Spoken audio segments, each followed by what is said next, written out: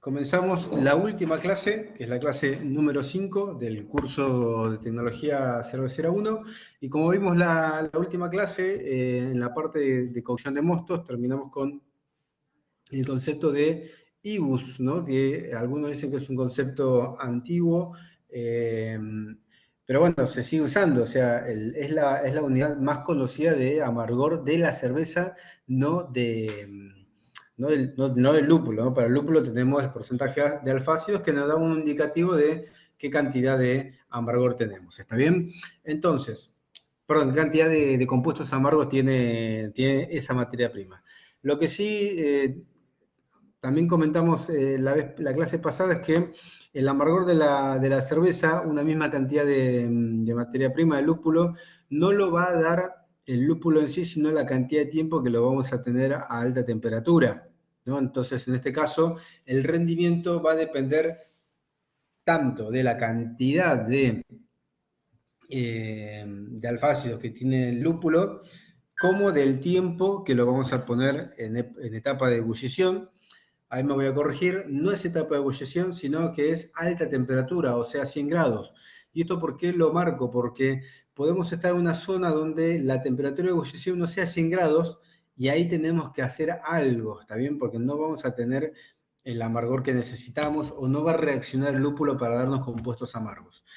Hay otro factor más que no lo vamos a ver, que es la densidad, pero bueno, tengan en cuenta que la densidad también tiene una influencia en el amargor de la cerveza. Bien, entonces a medida que aumenta el tiempo, voy a tener más o menos componentes amargos dentro de mi producto, ¿sí? ¿Cómo se mide? Que en IBU, los IBU van a depender tanto del porcentaje de alfácidos, del tiempo, del rendimiento y obviamente del volumen, en este caso de cerveza. Está la densidad, que lo vamos a dejar para otra oportunidad. ¿Está bien? Y nos quedaba por ver los equipamientos, ¿sí? El equipo de producción. El equipo de producción de hervido parece ser el más fácil de entender, o el menos desarrollado. Sin embargo, obviamente hay algunos puntos que está bueno considerar, ¿no? Por ejemplo, la olla de hervido tiene que ser, por lo menos, siempre va a ser más grande que el macerador, ¿no? Eso por un lado. Por otro lado, si, por ejemplo, yo quiero tener un volumen de 100 litros, la teoría dice que tendría que tener un equipo de 130 litros, ¿sí? Al menos. O sea, un 30% más.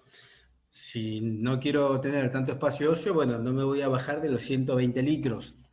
Bien, entonces tiene que ser más amplio que el volumen que voy a tener al inicio, antes de que hierva. ¿Por qué?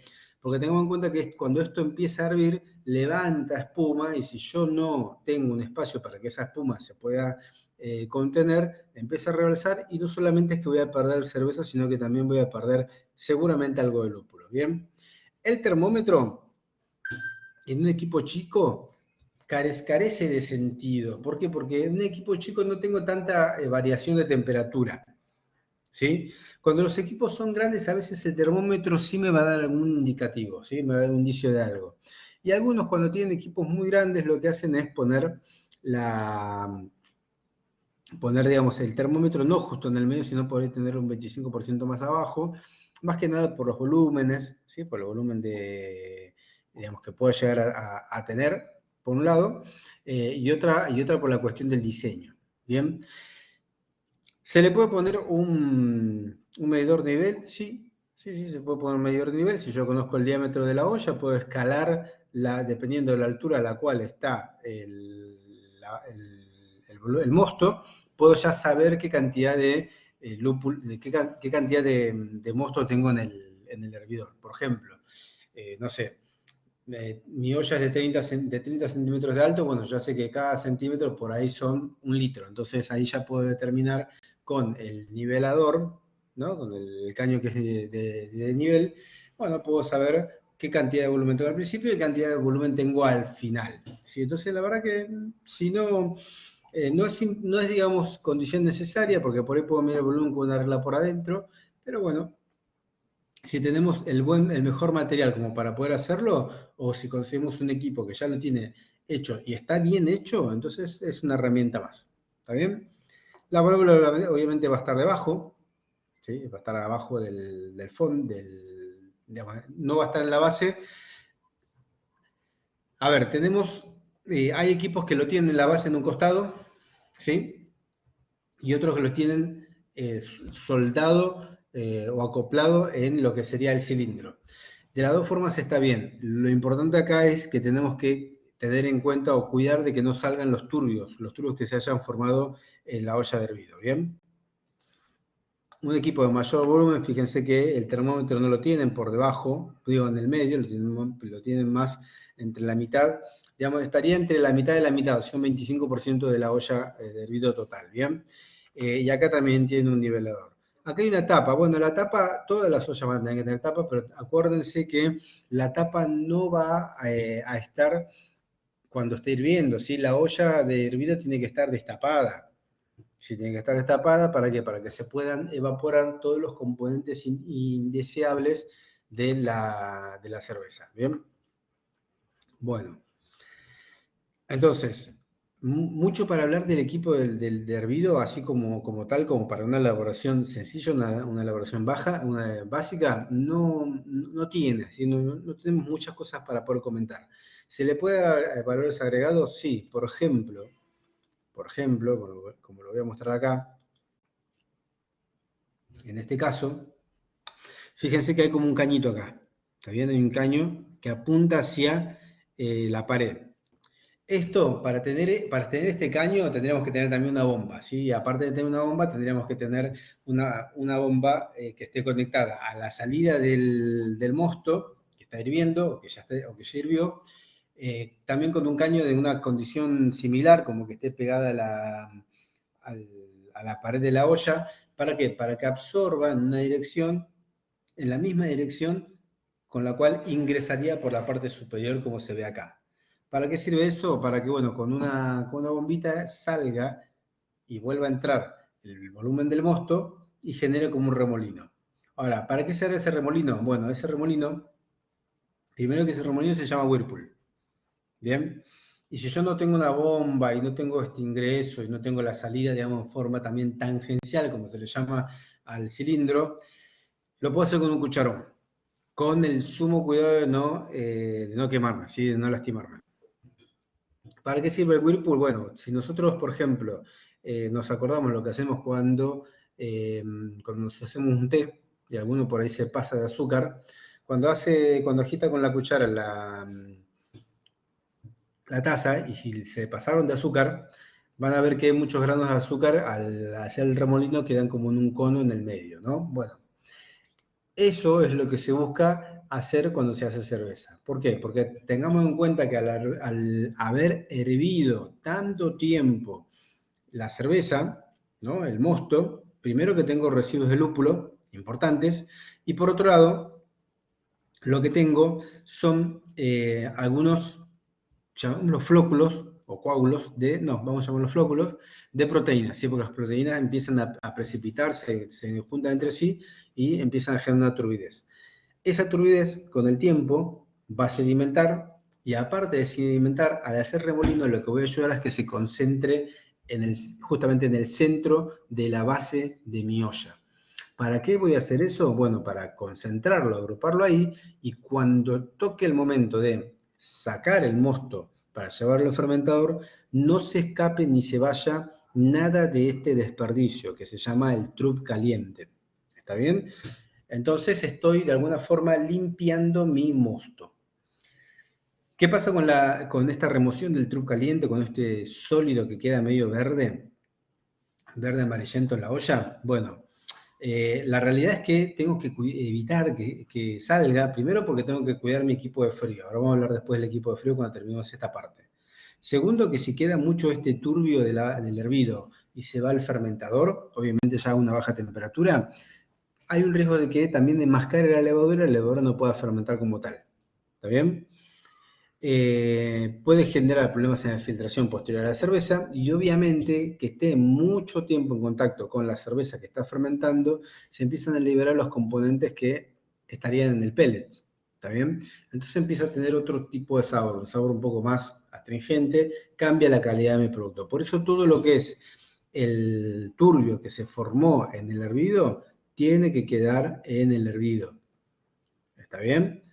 Bueno, ¿de qué está compuesto ese truc caliente? Principalmente está compuesto de proteínas. ¿Por qué? Porque, bueno, obviamente son todos los flóculos de proteína que se empiezan a formar en la olla de hervido. También tiene sustancias amargas y sí, algún porcentaje de sustancias amargas va a tener. ¿Por qué? Porque obviamente solamente el 30% de tal porcentaje es lo que va a tener a mi cerveza y lo demás me va a quedar ahí. ¿Tiene polifenoles? Sí, porque hay hojas del lúpulo, o sí, del lúpulo peletizado, o sea que van a tener también polifenoles y otros compuestos más. ¿Cómo se percibe este truc? Bueno, se percibe como un líquido, como un flóculo medio amarillo. A ver si tengo alguna imagen. No, acá no la tengo en la imagen. Y acá no la puedo ver. Bueno, en la parte de maceración lo vamos a tener, ¿está bien? Perdón, en la parte de fermentación vamos a tener una diferencia entre uno y otro. Entonces, ¿para qué hacemos Whirlpool? Bueno, nosotros hacemos Whirlpool para que todo el sedimento que se forma en la olla de hervido quede concentrado en una pirámide en el centro de mi olla de hervido, valga la redundancia, ¿está bien? Bueno, entonces de esa forma yo estoy limpiando el mosto esterilizado para poder pasarlo al fermentador. Antes de pasar por el fermentador, tiene que pasar por un enfriador. Pues yo no puedo poner al fermentador un líquido que tiene casi 100 grados, ¿no? Ahora, ¿cómo lo voy a pasar y por qué no ocurre nada con esa pirámide? Bueno, a ver, se forma la pirámide, ¿no? Se forma la pirámide en la parte inferior de mi olla, en la base, y por una cuestión de gravedad, una cuestión de los líquidos, de los fluidos, cuando yo tengo mosto por encima de esta pirámide, o sea que cuando yo asomo la cabeza por arriba de la olla de hervido no veo nada, solamente veo el mosto, bueno, ese mosto empieza a escurrirse, ¿sí? O empieza, digamos, a salir por la válvula o la llave de paso que abrí para que podamos pasar de la olla de hervido al fermentador, previamente pasando por el enfriador contracorriente. Ahora, bueno, eso obviamente, por ejemplo, si tengo la canilla acá, supongamos, ¿no? Ahí, supongo que acá está la canilla. Bueno, lo que va a pasar es, el líquido va a ser así. Se va por acá. Va a ser así, ¿bien? Entonces, todo va a ir por acá. Todo se va por acá. Y esta parte de acá, ¿no? Hay una cuestión, digamos, de la física que empuja, esperen que lo estoy buscando, acá está. Empuja a la pirámide esta, ¿sí? O sea, ¿qué significa esto de que la empuja? Bueno, la mantiene firme. Está quedando medio fulderongo, ¿no? Mi dibujo. Bueno, la mantiene firme. Entonces, ¿qué pasa? Se escurre parte del mosto y eso ahí total queda digamos, queda bien sostenido. Por eso lo primero que sale son sedimentos, pero no, perdón, sale mosto, pero no se escapa nada del sedimento. Ahora, cuando ya empiezo a ver desde la parte de arriba, empiezo a ver sedimento, ¿sí? Cuando ya empiezo a ver el sedimento, bueno, ahí tengo que bajarle un poquito el caudal de salida. ¿Por qué? Porque cuando empiezo a ver el sedimento ocurre lo que se ve en esta imagen. Entonces, tengo menos altura fuera de la pirámide y tengo, obviamente, ya empiezo a ver la punta de esa pirámide. Esto es de color medio verde. Entonces, como la pirámide no está seca, acá tengo algo también de mosto que se va a querer ir. Entonces, se va a querer ir hacia la salida.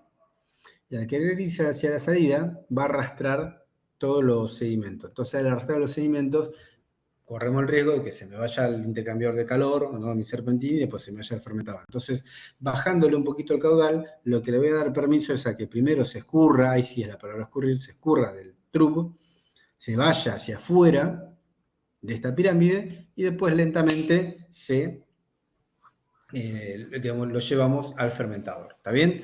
Esa sería, digamos, una técnica como para poder ver, o como para poder evitar que se vaya el sedimento o el trup caliente de la olla de hervido hacia el fermentador. ¿Bien? Buenas noches, ¿qué tal? Carlos dice, disculpe, no se escuchó bien la explicación. Perdón, a ver si a todos les pasó lo mismo. ¿Todos me escucharon?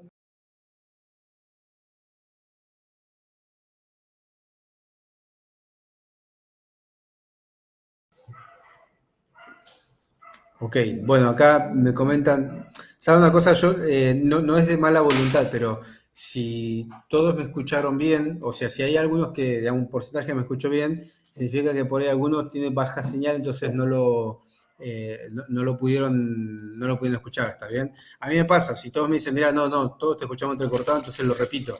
Eh, pero bueno, por ahí en ese caso no es problema mío de señal, ¿sí? Bueno, entonces, vamos avanzando un poquito. Ah, y otra cosa, me quedo tranquilo de que si lo pueden después volver a ver en el video grabado, se va a escuchar, o sea que se va a escuchar bien la grabación. Bueno, volvemos de nuevo al equipo. Fíjense lo que es, primero, entonces, nosotros el Whirlpool lo hacemos para generar esta pirámide. ¿Cómo hacemos esa pirámide? La podemos hacer con una cuchara, ¿no? O sea, con cuidado de no quemarnos, ¿sí? Hacemos una cuchara, agitamos, por lo menos 5 minutos, no agiten más porque no le va a dar la mano el calor que le va a generar. Estamos hablando de un equipo chico, ¿sí? Estamos hablando de un equipo de 20 litros. O sea, lo podemos hacer mucho, no nos matemos tanto en armar un sistema de bombeo y todo lo demás. Por ahí, para un equipo de 50 litros, tal vez ya lo podemos pensar, que es como este que les estoy mostrando acá, que es un equipo de aluminio. ¿Sí? Entonces, fíjense, si ustedes miran la parte, esta olla, vista desde arriba, fíjense que tiene la salida apuntando hacia allá, a ver si lo puedo dibujar. Esperen un cachito, que voy a tratar de dibujarlo. Ahí está. Perdón, este es el ingreso, ¿sí? Se va por acá, se va a una bomba y después ingresa por acá. Esa es, digamos, la salida y esta es la entrada. Ah, ahí está. Esta es la entrada. ¿Está bien? Entonces, lo que está pasando acá es que al salir en esta dirección y al entrar en esta dirección, se sigue manteniendo el remolino, ¿no? Entonces, con una pequeña bomba, a un Whirlpool, ahí sí, si quiero lo puedo dejar unos 10 minutos haciendo Whirlpool, no corro riesgo de quemarme, y bueno, y eso me va a servir para que se pueda armar la pirámide debajo, ¿está bien? Bueno, esto para un equipo de 50 litros, un equipo de 20 litros no hagamos tanto, ¿no? Acá tenemos las conexiones, estas conexiones que vemos acá son de estas dos canillas, ¿está bien? Vuelvo de nuevo, voy a volver a repetir eso. Si tengo una olla de 20 litros, no hagamos nada, ¿está bien? Compremos una cuchara, un guante y bueno, tratemos de hacerlo con paciencia, ¿está bien? Bueno, bien. Y con esto cerramos lo poco que nos quedaba de la parte de hervido. Bien, como se está terminando un tema, entonces lo que yo voy a dar, digamos, un espacio de 5 minutos para cualquier pregunta, ¿les parece? Y después arrancamos con fermentación.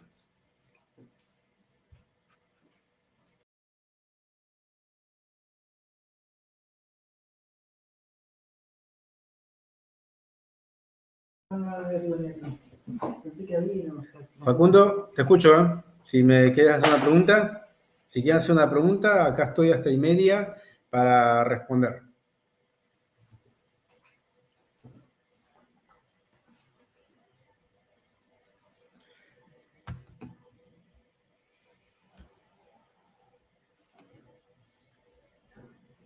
¿En qué sentido realizo el Whirlpool? En el sentido que vos quieras.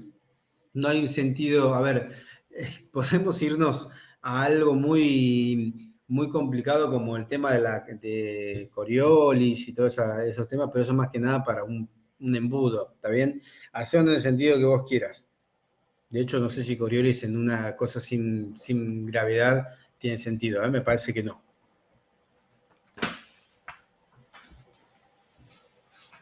¿Alguna otra pregunta?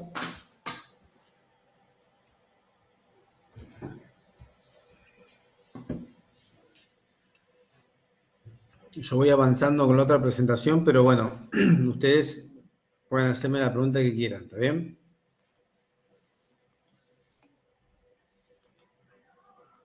Ahí tengo una pregunta de Carlos, a ver. Carlos dice, en mi caso tengo una olla, aún no he cocinado ninguna cerveza, pero me preocupa el momento de pasar el mosto y dejar solo el último, pasar el mosto y dejar solo el último hervido. A ver, voy a leer de nuevo la pregunta de Carlos.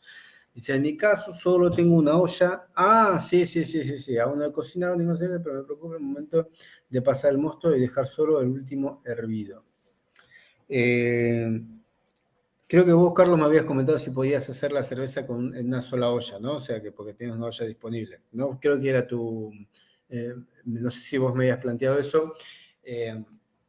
Bien, y en ese caso todavía debo decirte que, digamos, si no tenés dos ollas, tenés que, de alguna forma, o sea, estamos hablando de ollas en la dimensión como para hacer los 20 o los 50 litros que quieran hacer, pero para pasar del mosto digamos, para que tu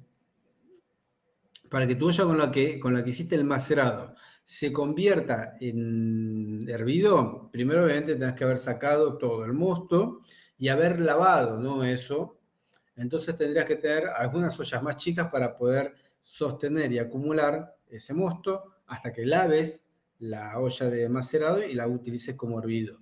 Bien, ahí digamos, obviamente sí, te puede preocupar porque no sabes bien todavía digamos, cómo lo vas a poder resolver. Pero la única solución que yo te puedo sugerir es tener una cantidad de ollas que suplan el volumen que vas a necesitar para poder capturar todo el mosto de la maceración. ¿Bien? Yo no usaría el fermentador de soporte por dos motivos. Creería que estamos hablando de una elaboración pequeña y el macerador que voy a utilizar será de plástico y tal vez hasta sea el bidón de agua, ¿no? Que se venden como bidón de agua.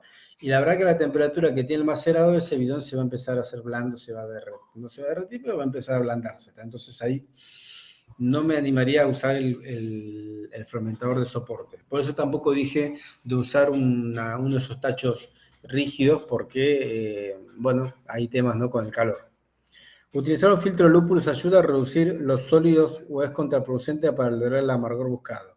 Si vos pones un filtro digamos, de Trub, porque hay filtros de Trub, antes de el intercambiador de placas, te ayuda un montón. ¿Sí? Te ayuda y bastante. Y si uso una bolsa para sacar el bagazo y que quede en el mosto, hay unas bolsas de macerado que si alguno tuvo experiencia, va a compartir conmigo que a veces esas bolsas son pero tan poco impermeables que no se puede terminar de separar el mosto del bagazo. Y uno cae en la tentación de, al estresarse tanto y al ver que no se filtra, aplasta la bolsa para exprimir todo y sacar el líquido. Y resulta que ahí es donde se comete el peor error. ¿Por qué? Porque se está escurriendo bagazo y se están escurriendo taninos. ¿Vale? Entonces ahí tenemos un tema. Es una opción, puede ser, a veces si la bolsa de filtrado no es la mejor, empieza a tener inconvenientes. Parece que yo les estoy tirando abajo muchas propuestas, pero les estoy comentando prácticas que se han probado y bueno, y no funcionaron. Bien. Ariel dice, heladerita de camping para macerar. Claro, bueno, ahí me diste una respuesta a mi duda sobre esos tachos de plástico duro que son un tipo de pintura, que si la ollita, la heladerita de camping se banca la temperatura, entonces ese tacho, y la respuesta esta es para para Carlos, ¿no? Si tengo una ollita, digamos, si la heladera de macerar se banca a esa temperatura, es probable que estos tachos de pintura de 20 litros se puedan bancar el calor. Entonces, primero lo retenés en ese tacho, después lavas tu olla de macerado y la convertís en olla hervida, después tiras todo a tu olla hervida, ¿no? Que antes era olla de macerado. ¿Bien? Bueno. Y ahora sí, vamos a pasar. No, nada, Carlos. Vamos a pasar al próximo tema, que es fermentación. ¿Sí? Este tema tiene tres temas en uno, y como se darán cuenta, siendo tres temas tan grandes en un solo tema y en 1 hora y media, ya vamos a ver que, bueno, que obviamente nos quedamos cortos con toda la explicación que podemos conseguir, ¿no? Pero bueno, por lo menos es generar una introducción a todo lo que buscamos en fermentación y en carbonatación. ¿Está bien? Perdón, me estoy tomando un café, día largo. Entonces, para arrancar, primero, vamos a ver qué es lo que vamos a ver en este tema. Bueno, vamos a ver el proceso durante el enfriamiento, o sea que vamos a hablar de enfriamiento, el enfriamiento del mosto, la aireación del mosto, ¿no? Acá todavía tenemos que airear, la levadura, características de esta levadura, ¿sí? Vamos a hablar de levaduras en general, no vamos a hablar de tal cepa puntual o de tal lugar, no estamos dando una introducción general a la levadura para ver cómo podemos guardarla y cuidarla para que no me arruine mi producto, ¿está bien? Estructura de la levadura, su metabolismo es importante para qué? Para arrancar con la fermentación. Yo tengo que conocer el metabolismo de la levadura, o sea, cómo trabaja la levadura, para ver qué me pasa en mi fermentación. ¿Qué transformaciones hay durante la fermentación? ¿Qué pasa con la maduración en la botella? La diferencia entre el truc caliente, ese del hervido, con el truc frío que aparece en la maduración, y terminamos con la carbonatación natural.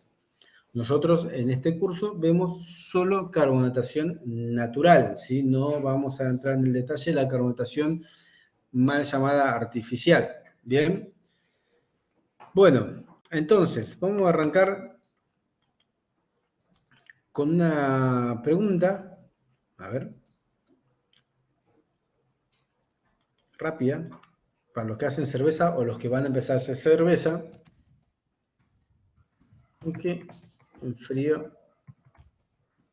el mosto, hervido, ¿no? Porque el mosto está hervido, o sea, este proceso es posterior al hervido del mosto.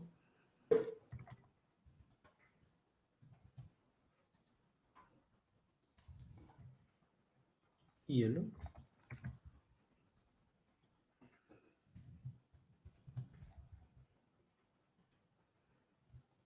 Son tres respuestas, ¿eh?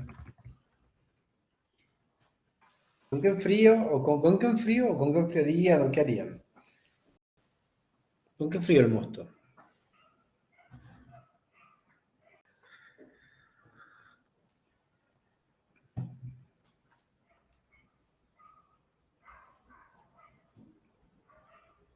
Hiciste café.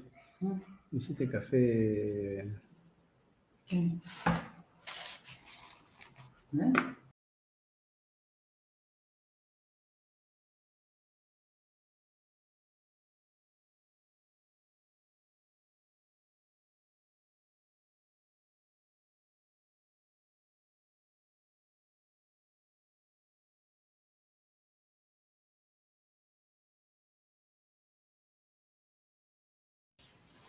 Bueno, a ver. ¿Con qué enfrío el mosto? Bueno, acá tengo un par de respuestas. Conocemos Whirlpool. ¿Cuánto tiempo hay que esperar para comenzar a enfriar? Buena pregunta la de Walter, que quedó ahí medio sin responder. Hacemos un Whirlpool de 5 minutos, está bien, de 5 minutos. Y después estoy hablando por un equipo de 5 litros, de 20 litros. Hacemos un Whirlpool de 5 minutos y dejamos 5 minutos de reposo. Si queremos podemos dejar 10 minutos de reposo también. Y ahí arrancamos a enfriar. ¿Está bien? Bueno. Tengo como ocurrencia, bueno, yo enfrío con serpentina, o sea, en la mayor cantidad. Algunos tienen por ahí placas o enfriarían con placas. Hielo. Había uno que había puesto se enfría solo, pero después lo sacó, no pasa nada. Y algunos dicen, no sé. Bueno, a ver. Las tres son válidas. La de hielo es la más complicada por ahí porque se gastaría mucho hielo y se demora mucho tiempo. ¿Está bien? Entre las placas y serpentín, las dos son válidas. Obviamente, la placa es más eficiente. Tener un intercambio de placas es más caro. ¿Está bien? El serpentín es el más económico, obviamente, se demora un poco más que la placa, pero es muchísimo más eficiente que enfriarlo solo con hielo. Cuando digo hielo, no me estoy refiriendo a meterle hielo al hervido, eso no se hace, ¿también? Es meter la olla en, en un fentón, digamos, o un recipiente con hielo, eso sería prácticamente carísimo, ¿sí? Adriana dice 3, o sea, 1 y 2, no sé si es... desde la mejor opción hasta la peor, no entendí, pero bueno, creería que estás poniendo que primero enfriarías con hielo, después con serpentín y después con placa, ¿no? Bueno, yo en realidad por ahí diría primero con serpentín, después con placa, después con hielo. ¿Por qué? Porque estoy priorizando lo barato, ¿no? El serpentín es el más barato, el hielo es más caro y encima es el menos eficiente. Bueno, gracias. Bueno, entonces,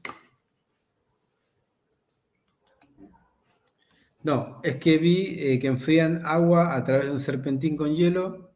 No, es que vi que enfrían agua a través de un serpentín con hielo y esa agua. Ah, no, está perfecto, sí, o si no se hace un banco de frío, que a veces es otra cosa, eso es diferente y es muy eficiente, ¿está bien? Pero obviamente, ¿por qué? Porque lo que entra por el serpentín, el agua que entra por el serpentín es mucho más fría del agua de red, ¿está bien?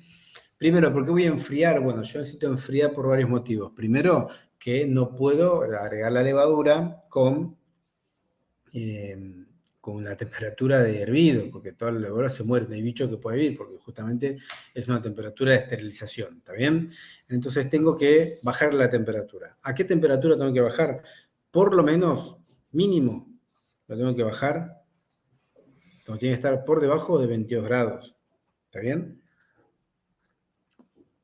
Tiene que estar por debajo de 22 grados. Bien, bueno, y,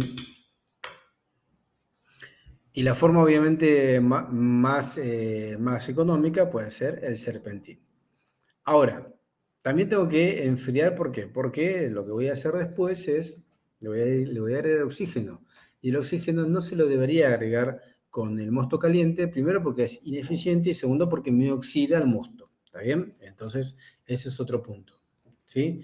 Eh, Por otro lado, tengo que evitar ya una reacción de coloración, o sea, porque el mosto a medida que va estando tanto tiempo caliente empieza a aumentar su color y eso a veces no es 100% eficiente, ¿está bien? Otra cosa, hay que tratar de hacer de que el mosto no esté mucho tiempo a 60 grados. ¿Por qué? Porque 60 grados es una temperatura donde el mosto por lo general empieza a reaccionar de una forma negativa, porque se forma un componente que se llama DMS, que es un componente que genera como un aroma a pochoclo, ¿no? A verdura cocida, que ya de por sí está en la malta.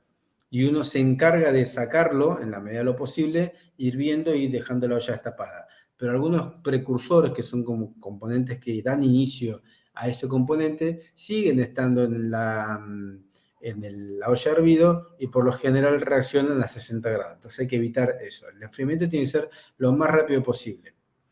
Y poner una olla dentro de un recipiente con hielo no es lo más rápido que puede haber y además encima me sale caro, ¿no? Porque tengo que gastar mucho hielo. Bien, entonces, todavía no voy a hablar del enfriamiento, o sea, no voy a hablar del equipo en sí, a ver, voy a ver en qué parte está, creo que es después de esta, sí, muy bien. Eh, no, mejor sí, mejor primero hablo de esto, entonces, ¿cómo va a ser un equipo de enfriamiento? Bueno, fíjense la imagen que están viendo acá en la presentación. Esto que están viendo es un enfriador contracorriente que debería de tener por lo menos 6 metros. ¿Sí? O sea, toda esta espiral tendría que tener un total, una longitud de 6 metros. El caño ya casi que no es de cobre, ¿no? O sea, por más que la imagen aparezca acá que es de cobre, primero que es caro, y segundo que el cobre termina, digamos, perjudicando al producto, ¿no? Si lo tienen de cobre, bueno, ya está, no pasa nada, pero no son compatibles con la cerveza. El cobre no es compatible con la cerveza, aparte de ser caro. Algunos usan o sea, lo hacen o lo consiguen con el caño, digamos, del centro de inoxidable, que es bastante caro, pero bueno, se consigue. Y otros compran un serpentín que tiene un caño de aluminio, que ya saben que tiene poca duración, pero es uno de los más eficientes. ¿Está bien? El mosto ingresa caliente por la parte superior, ¿sí? Como se ve en la imagen, y sale por la parte inferior frío. Entonces, por esta línea sale, o sea que el flujo del mosto hace esto, ¿no? Hace esto, y sale, y el agua ingresa por el mismo, no por el mismo lugar, pero por la misma, digamos, posición por donde sale el mosto, o sea, por acá ingresa, y sale por acá. Entonces, si el mosto hacía esta dirección, el agua hace esta dirección. Y se va. ¿Está bien? Entonces, yo lo que voy viendo es que, en este caso, el mosto hace una dirección hacia abajo y el agua hace una dirección hacia arriba. Se dice que son corrientes cruzadas, o sea que son contracorriente. Y es importante, y ustedes que a la hora de poner las conexiones, se acuerden siempre de tener, por favor, se acuerden siempre de tener la dirección de los flujos en contracorriente, porque si no va a pasar un momento que no va a enfriar más. Sí, o sea, no enfría más, no es que lo uso y al día siguiente o a la semana siguiente lo quiero usar y el equipo no enfría más, sino que al estar en la misma dirección, en el mismo pasaje, en algún momento ya se calienta el mosto y se calienta el agua y no terminan enfriando más. Siempre tienen que ser flujos cruzados. Bien, como se ve, por ejemplo, en la presentación de arriba. ¿Sí? En la presentación de arriba, lo que nosotros tenemos es la dirección del agua para allá. ¿Por qué? Porque el mosto iba en esta dirección. ¿Está bien? ¿Sí? Entonces, bueno, tiene que ser contracorriente. Ahora, si yo necesito enfriar a 22 grados, por debajo de 22 grados, el agua que ingresa, por lo menos tiene que estar a 18 grados. ¿Está bien? Yo no podría esperar a que el mosto se enfríe por debajo de 22 grados en una época de calor donde el agua por ahí que ingresa está a 30. Entonces digo, no, es imposible, algo hay que hacer. Entonces ahí viene lo que seguramente Adriana decía, de que se cargaba un primer recipiente con hielo y se enfriaba el líquido antes de que pase por el serpentín. Entonces ahí yo le estoy dando más frío al mosto que está ingresando.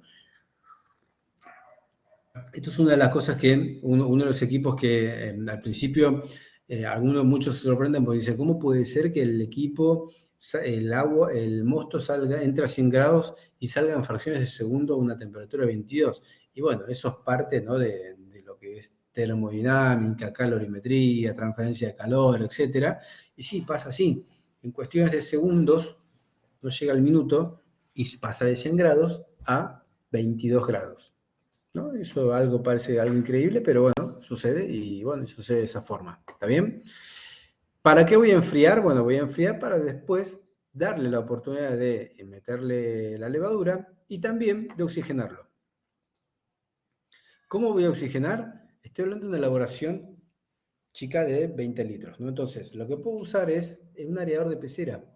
¿sí? El aireador de pecera común que ustedes pueden conseguir en cualquier acuario, le compran un filtro de celulosa, se llama filtro de celulosa de 0,45 micrómetros, lo voy a anotar acá, 0,45 micrómetros.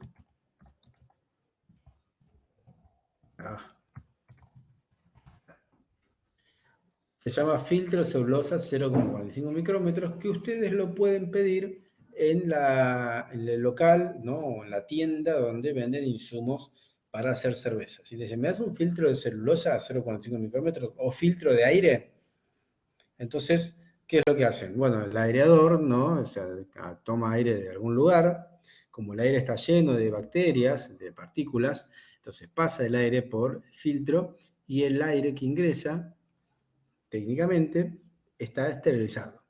No al 100%, pero por lo menos le va a dar un buen margen para que el aireador empiece a reaccionar y no haya bicho que le gane la batalla de la contaminación. ¿Está bien? Al final, del tubo del caño, digamos, de la manguera de aire, se pondrá una piedra difusora inoxidable, ¿no? ¿Para qué? Para que empiece a formar burbujas más pequeñas. Y las burbujas más pequeñas se difunda mucho más el oxígeno dentro del mosto. Si no tengo un filtro inoxidable o todavía, bueno, porque es caro o lo que sea, bueno, le dejo la manguera suelta. ¿La manguera suelta para qué? Para que por lo menos algo de burbuja y aire pueda ingresar. Es importante siempre que ingrese aire, porque si no ingresa aire, no ingresa oxígeno, y el oxígeno al inicio es bueno tenerlo para la levadura que se tiene que reproducir. ¿Está bien? La levadura con el oxígeno y con los aminoácidos termina generando grasa, ¿sí? Entonces esa grasa la voy a usar, la levadura la voy a usar para poder reproducirse, ¿sí? Sin oxígeno no hay reproducción. ¿Está bien? Bueno, entonces necesito enfriar con algún filtro de placas, o un filtro o un serpentín. El mecanismo del enfriamiento tiene que ser contracorriente. Y una vez que yo termine de ingresar el mosto al fermentador, puedo empezar a oxigenar. ¿Bien? Me pueden preguntar, ¿y cuánto tiempo? Y bueno, hasta que veas que en la base de tu fermentador empieza a salir espuma. La verdad que esa es la única limitante que podemos explicar ahora. Una vez que vos ya estás viendo que está saliendo espuma, porque obviamente esto es un aerador y empieza a generar burbujas, esas burbujas en un mosto tan concentrado empiezan a liberar espumas, que si yo no lo freno se sigue formando y empiezo a perder cerveza. Bueno, esa va a ser mi limitante. ¿Sí? Esa va a ser la limitante de la filtración, de la aireación. Siempre esto es mejor que nada. ¿Está bien? Siempre airear de esta forma, por más que las burbujas se formen muy rápido, todo va a ser bueno, ¿sí? Todo va a ser útil. ¿Bien? Bueno, y ahora sí nos vamos a la fermentación. Y acá voy a hacer una pregunta rápida.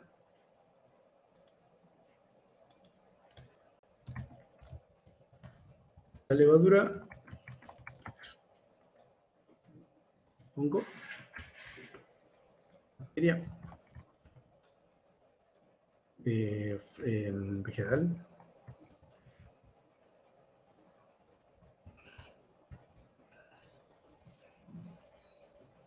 La levadura.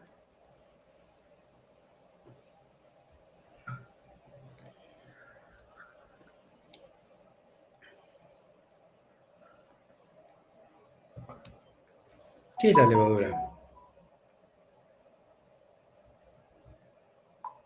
¿Qué será la levadura? Siguen las preguntas. Siguen respondiendo muy bien.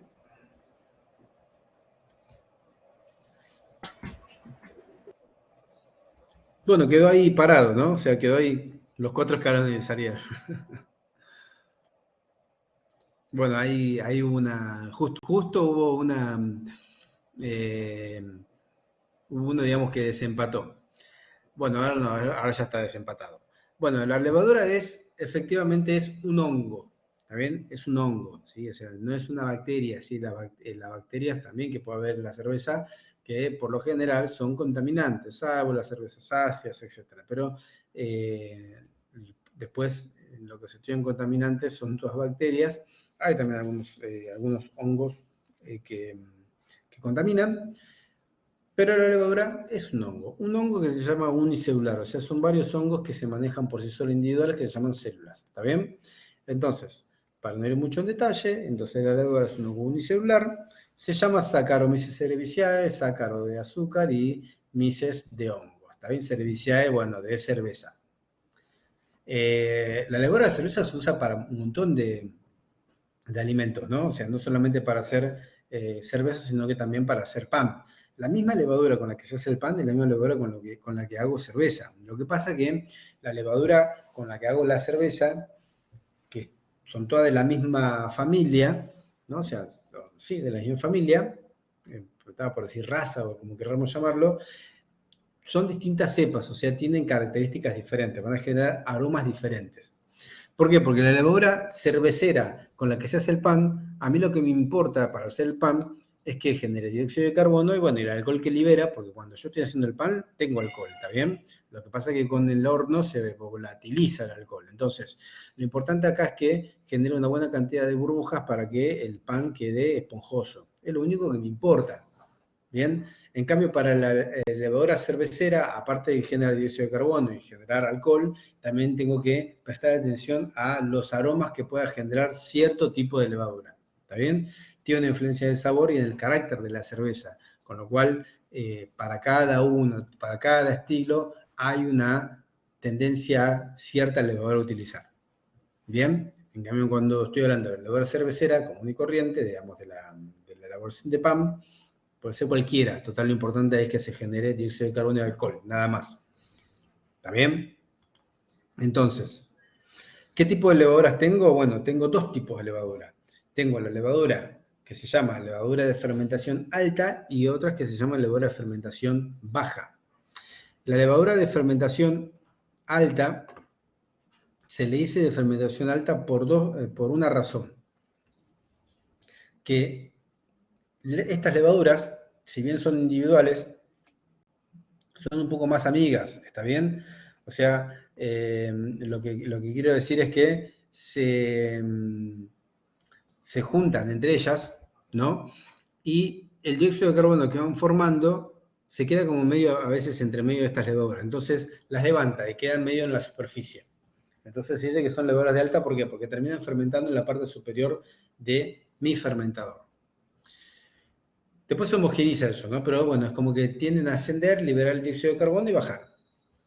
Entonces se llaman levaduras de alta. Las levaduras de baja son más individuales, no están pegadas entre sí, entonces como que libera el dióxido de carbono y no hay ningún tipo de burbuja que pueda retenerla. Libera el dióxido de carbono y ellas están siempre abajo, entonces son levaduras de baja, están más, por lo general, en la mayor población están en la parte inferior.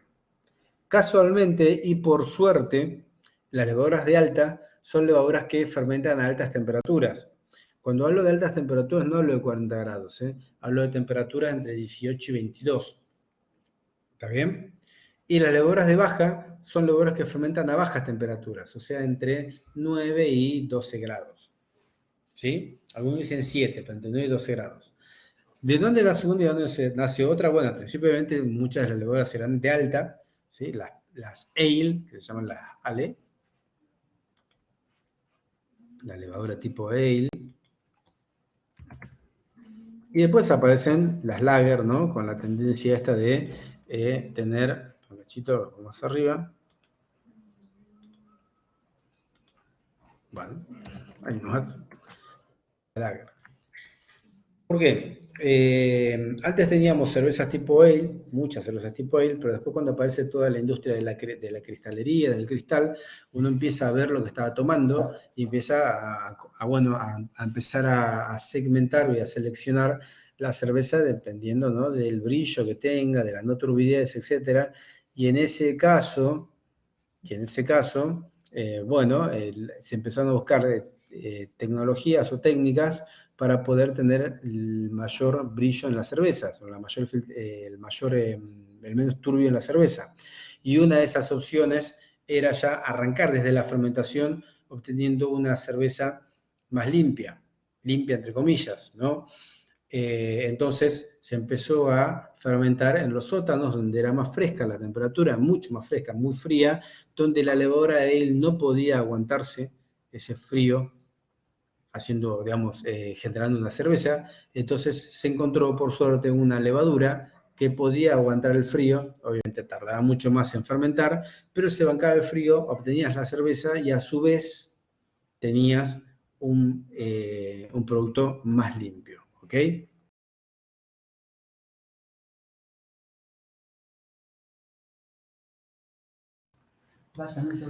Bueno, entonces, eso es, digamos, la diferencia entre la levadura ale y la levadura lager, la levadura de alta, ¿no? En la parte de arriba, o las top fermentes, y aparte tienen altas temperaturas, y las otras son las levaduras de baja, levaduras lager, que fermentan o tienen una fermentación óptima de 9 a 12 grados, ¿bien?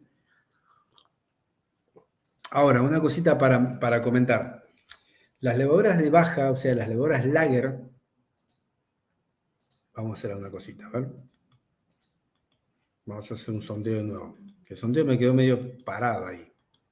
A finalizar el sondeo, bien. Entonces, una levadura lager, o sea, de baja, puede fermentar a 18 grados.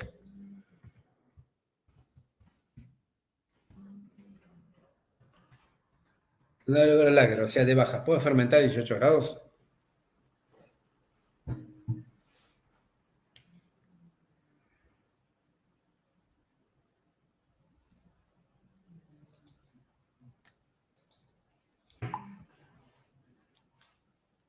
A ver, tengo varias respuestas. Todas son buenas. Yo siempre digo que son buenas en el sentido que opinamos, ¿no? O sea, eso es importante, ¿bien? Digo, buenas noches, ¿quién se sumó? Se sumó Germán, que empieza a tomar lista. Bueno, una levadura lager de baja, ¿puede fermentar a 18 grados? Y la realidad es que sí, que puede fermentar. ¿Está bien? Puede fermentar, pero no nos esperemos que tengamos una cerveza con las mismas condiciones organolépticas, o sea, de sabor y de aromas, que yo estaba buscando con esa levadura. ¿Está bien? ¿Me explico? O sea, yo puedo fermentar si quiero una levadura de baja a una temperatura, una levadura de ale, o sea, una levadura de alta, pero bueno, obviamente no va a tener las mismas características. ¿Está bien? Ahora voy a hacer una pregunta. ¿Una levadura lager puede fermentar a 35 grados?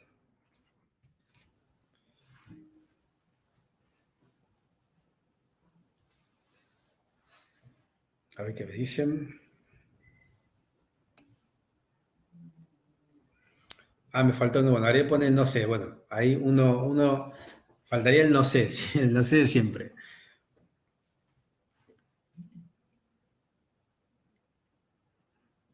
A ver.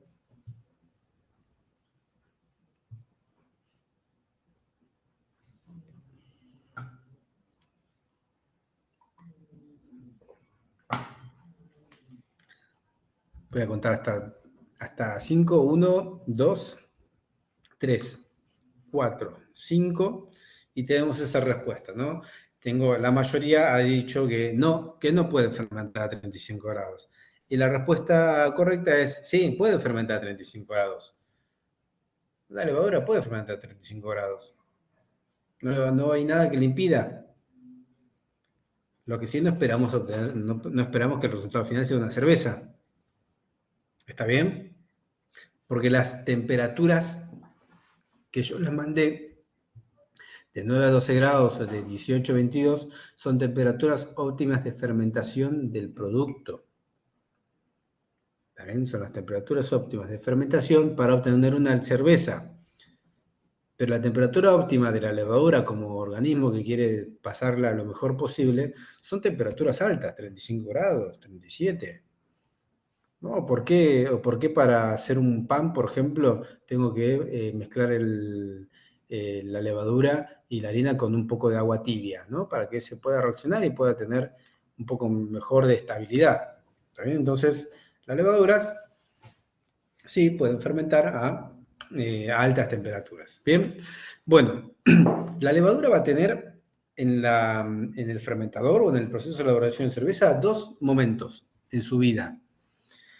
Uno, acuérdense que yo le estoy agregando oxígeno al principio, ¿no? Cuando terminé de enfriar, le empecé a agregar oxígeno. Bueno, cuando le empecé a agregar oxígeno, la levadura, como nosotros, dice, bueno, a ver, tengo azúcar porque tengo maltosa, tengo oxígeno, respiro, libero dióxido de carbono, libero oxígeno, perdón, libero dióxido de carbono, libero agua y libero mucha energía. Acá la energía la mencionamos como 32 ATP. 32 unidades de energía. No es esa la definición correcta, pero vamos a tomarlo así.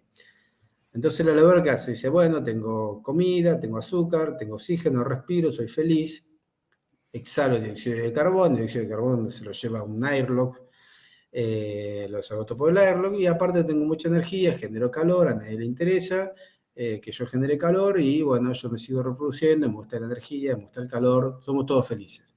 Pero llega un momento que yo con el aireador de pecera, la verdad que no le estoy dando a la cerveza, a la levadura mucho tiempo oxígeno, ¿está bien? Y otra cosa, la levadura se siente re contenta con el oxígeno porque aparte de respirar, le estoy dando una herramienta para que se pueda reproducir, ¿sí? Pero como todo, lo lindo, en este caso para la levadura, en algún momento el oxígeno se acaba. ¿Cuándo se acaba? Al otro día se acaba. O sea, al día siguiente de la fermentación ya no hay más oxígeno. Entonces la levadura dice, bueno, ahora no tengo oxígeno, pero yo quiero seguir sobreviviendo.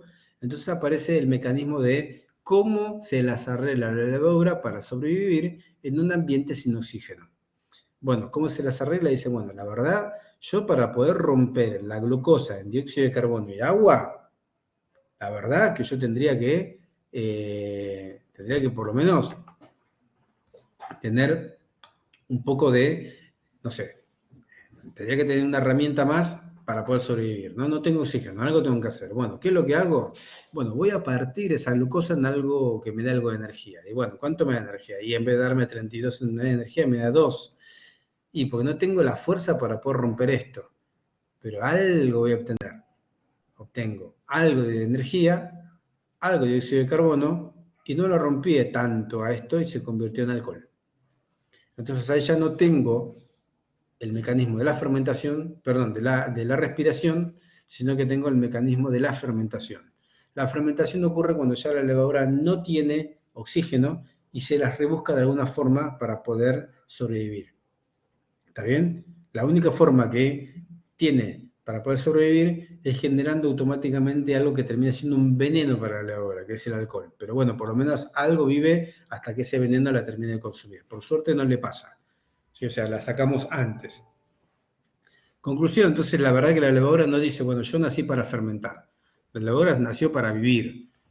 Pero bueno, su forma de vivir en algún momento es hacer alcohol, porque yo quiero, como elaborador de cerveza, que haga alcohol. ¿Está bien? ¿Sí? Entonces, si yo me llego a olvidar de oxigenar, o digo, bueno, ahora sí encontré mi oxigenador y le quiero poner oxígeno, al día después de haber arrancado la fermentación, estoy arruinando mi cerveza. Porque cuando se termina de acabar el oxígeno que había, haya mucho o haya poco, después todo lo que le agregue oxígeno va a ser oxidación. Y eso es mala palabra para la cerveza. ¿Bien? ¿Sí? Entonces, al tener cuidado, la oxigenación solo se hace el primer día. Ni bien se termina de enfriar, ahí se le agrega oxígeno. Después no le agrego más. La levadura hace, primero, se aprovecha todo el oxígeno y una vez que ya no tiene más oxígeno, empieza a fermentar, que genera lo que a mí me gusta que sea alcohol y el dióxido de carbono. Obviamente nosotros no podemos hacer esto, ¿no? Si a mí me sacan el oxígeno, yo no duraría ni 2 minutos. Bien, bueno, pero la levadura sí, por eso se dice que es un organismo facultativo. Tiene la facultad de vivir con oxígeno o sin oxígeno. Bien, bueno, Entonces, eso, digamos, es lo que nosotros queremos saber desde la fermentación y desde la levadura, ¿no? Los conceptos de por qué la levadura tiene que respirar, por qué la levadura necesita oxígeno, por qué la levadura necesita maltosa, por qué la levadura necesita zinc, que no lo vimos, pero bueno, es un nutriente más, ya lo hemos visto antes. Todo para que la levadura pueda sentirse más, dentro de todo lo más cómoda posible en un proceso de estrés que es fermentar. La fermentación no ocurre solamente con las levaduras. A nosotros nos ha pasado algunas veces que en una fábrica donde se procesaba cereal, se germinaba para hacer cerveza, se quedó sin oxígeno, no llegó a airear y al no haber aireado el grano, en un momento dijo, algo tengo que hacer. Y lo último que se le ocurre al grano es generar un poquito de energía rompiendo mal el azúcar que tiene y genera alcohol. Entonces el grano, el propio grano de malta, tiene como olor a alcohol. Entonces ese grano ya está ahí de morirse, de destruirse. ¿Bien? ¿Cuántos tipos de fermentaciones vamos a contar? Vamos a contar dos fermentaciones. ¿Sí? Hay una fermentación principal y una fermentación secundaria. ¿Sí? La fermentación principal es la fermentación donde la levadura consume todo el oxígeno y empieza a convertirse en su mayoría alcohol y dióxido de carbono. ¿Por dónde sale el dióxido de carbono? Por la válvula que tiene arriba el fermentador que se llama airlock. Una vez que termina esta fermentación principal o primaria, arranca una fermentación que es la secundaria, que por lo general la fermentación secundaria a veces para la elaboración de pequeñas cantidades se hace en la botella. ¿Qué es lo que pasa en la botella? Empieza a madurar el producto, se forman ácidos y esos ácidos se mezclan entre sí para formar componentes aromáticos. ¿Está bien? Entonces el producto se empieza a madurar en una segunda fermentación, donde si yo le agrego un poco de azúcar y había algo de levadura suelta en el mosto, empieza también a carbonatarse. ¿Bien? Si yo tengo un equipo donde estoy trabajando en un fermentador cónico, una vez que terminan las dos fermentaciones, puedo sacar el cono y recién ingreso la cerveza en las botellas. ¿Está bien? Entonces, la levadura, recuerden que se tiene que remover del producto final, porque por más que quede en la botella, y acá viene el tema de que las botellas a veces tienen cierta vida útil, la levadura que queda en la botella es, a medida que va pasando el tiempo, es la que termina deteriorando al producto. Entonces, si se puede remover la mayor cantidad posible de levadura antes de embotellar, muchísimo mejor. ¿Bien?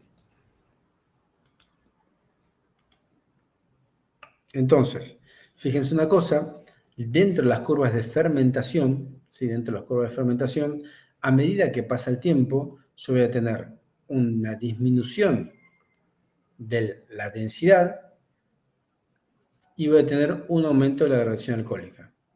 ¿Qué es lo que me está diciendo esto? Bueno, esto me está diciendo lo siguiente. Por ejemplo, si yo tengo una fermentación tipo ale, esperen que no me dejó escribir. Esto, la verdad que sería lo ideal, ¿no? Obviamente nosotros, por ahí de momento no podemos porque gastaríamos mucha plata, pero lo ideal es una fermentación ale, o sea, una fermentación de alta, que arranque por lo menos el primer día a unos 15 grados y después la llevamos a 18 grados. Y la mantenemos a 18 grados, ¿bien? Vamos. La densidad con la que inicia la fermentación se llama densidad original.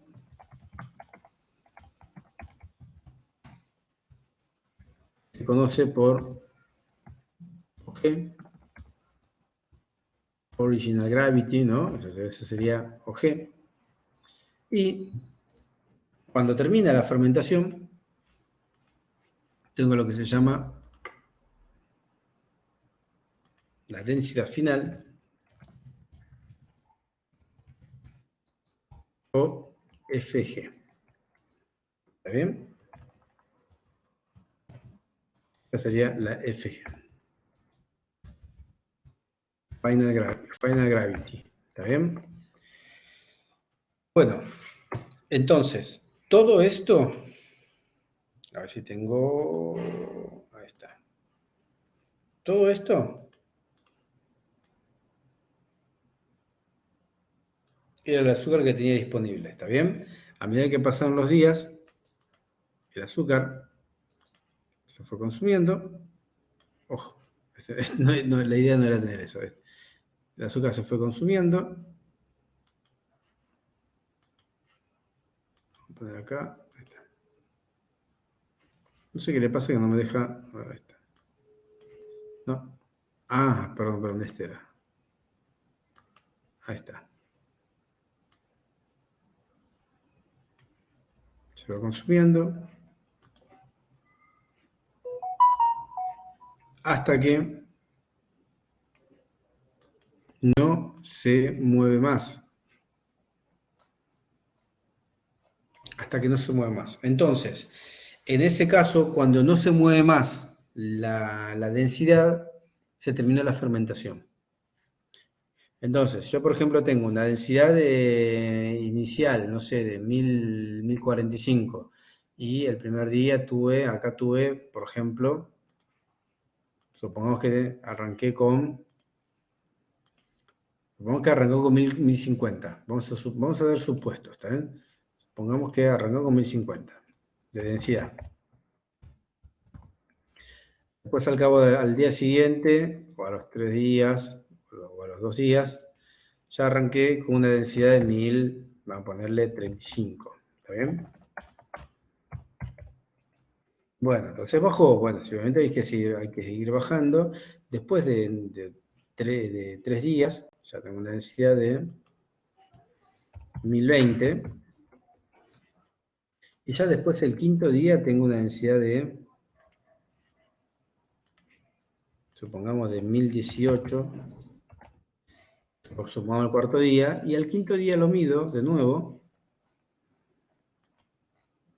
Y me da 1018. Entonces, bueno, en ese caso, uno dice, pero para, 1018, 1018 un día para el otro. Bueno, entonces ya está, no va a comer más la levadura, ¿sí?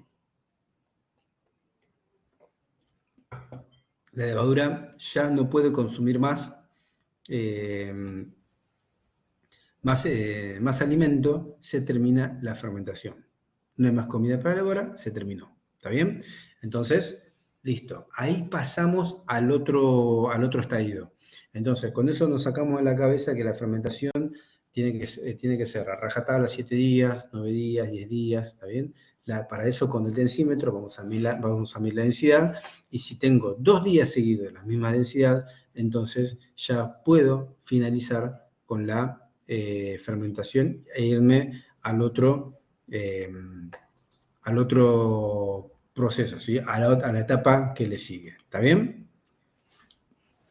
Bueno, o sea, ¿qué pasa en la otra etapa? ¿Qué pasa en la otra etapa que le sigue? Bueno, a ver, nosotros tengamos en cuenta siempre que durante la fermentación primaria, la prioridad es que tenemos la formación de alcohol y dióxido de carbono. Esa es la prioridad. ¿Está bien?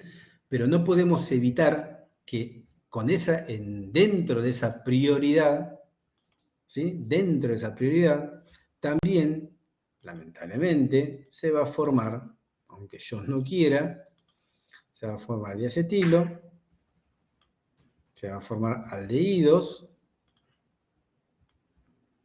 y se van a formar alcoholes superiores. Que los alcoholes superiores son los menos nocivos, pero se van a formar. ¿Está bien? Bueno. ¿Por qué, digamos, menciono eso? Bueno, a ver, de los que acabo de mencionar, el más notorio, que para esto, digamos, es necesario tener una práctica o digamos, una clase práctica, el diacetilo es el que más rápido se puede percibir. No conozco cerveza, por ahora, no significa que no exista, yo no conozco cerveza que a niveles pequeños, después de la fermentación, cuando huele la cerveza, se huele algo medio dulce, ¿no? Bueno, eso es el diacetilo. No conozco cerveza que no haya formado diacetilo. por lo menos dentro de lo artesanal y de elaboraciones pequeñas, ¿no? O sea, todas las cervezas que he testeado, digamos, he percibido, todas tienen algo de diacetilo. ¿Está bien o está mal? Bueno, tengo la suerte de que ese diacetilo, con el tiempo y ciertas características que pasan dentro de la cerveza, va desapareciendo hasta un umbral que casi no se puede percibir. No es algo habitual que desaparezca. Yo hago todo lo posible, pero bueno, siempre algo va a quedar.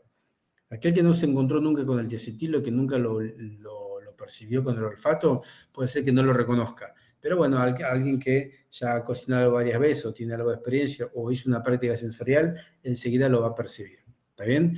Ese es el que más me interesa hablar, el diacetilo. El diacetilo es algo que se llama off-flavor, sustancia de bouquet negativa, off-flavor, y no, es algo que yo no puedo evitar que se forme. De hecho, es necesario que se forme al principio y lamentablemente tendría que desaparecer al final y no desaparece, ¿está bien?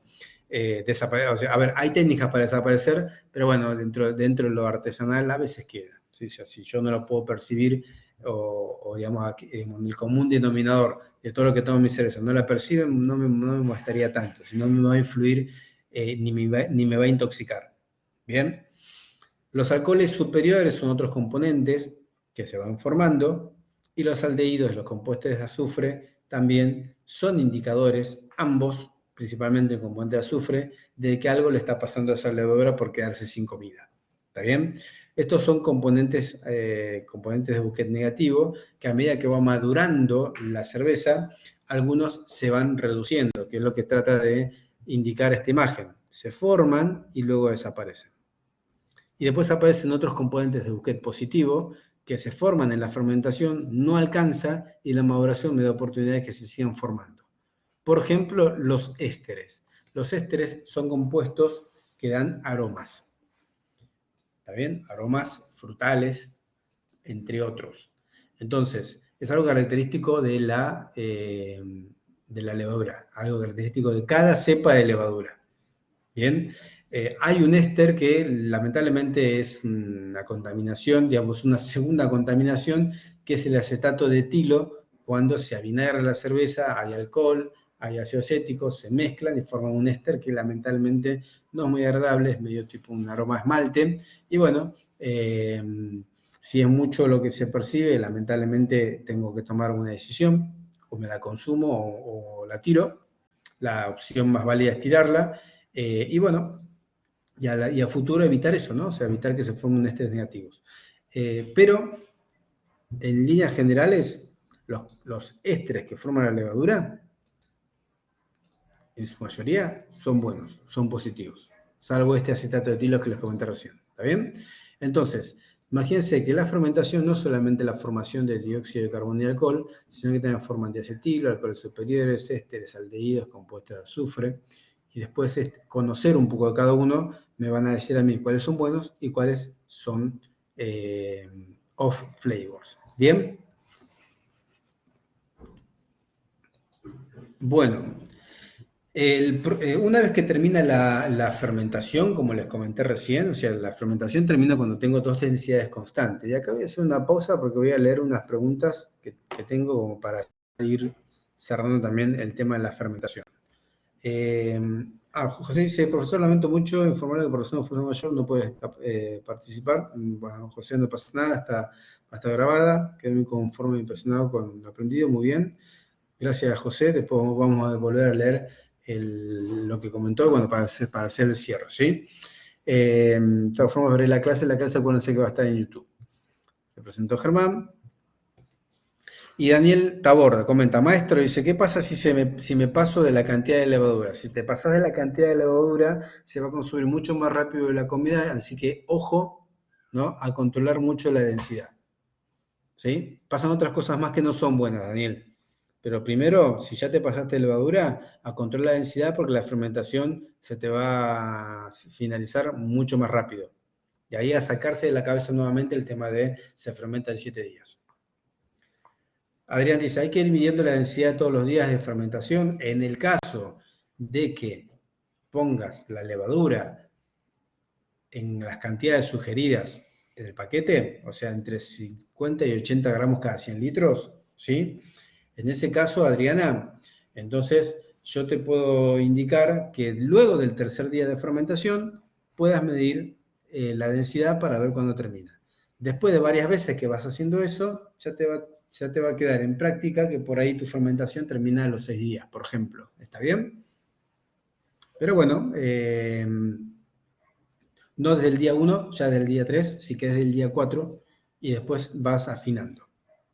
Cada vez que se toma la densidad se pierde 100 mililitros, así que, hay que también considerar eso. Alberto, ¿por cuánto tiempo ya quedaría con el aireador y el filtro de celulosa? Eso de la clase anterior, como les decía, esa pregunta me la hacen seguido y mi respuesta es hasta que veas que se arman burbujas en la parte superior del bidón, ¿está bien? Esa va a ser tu limitante, porque la limitante real va a ser tiempo, por ahí podemos hablar de 30 minutos aireando, pero no te va a dar el tiempo. Antes de que pasen los 30 minutos, se va a llenar la base, se va a llenar de burbujas y si querés contar los 30 minutos vas a perder una buena cantidad de cerveza. ¿Está bien? Bueno.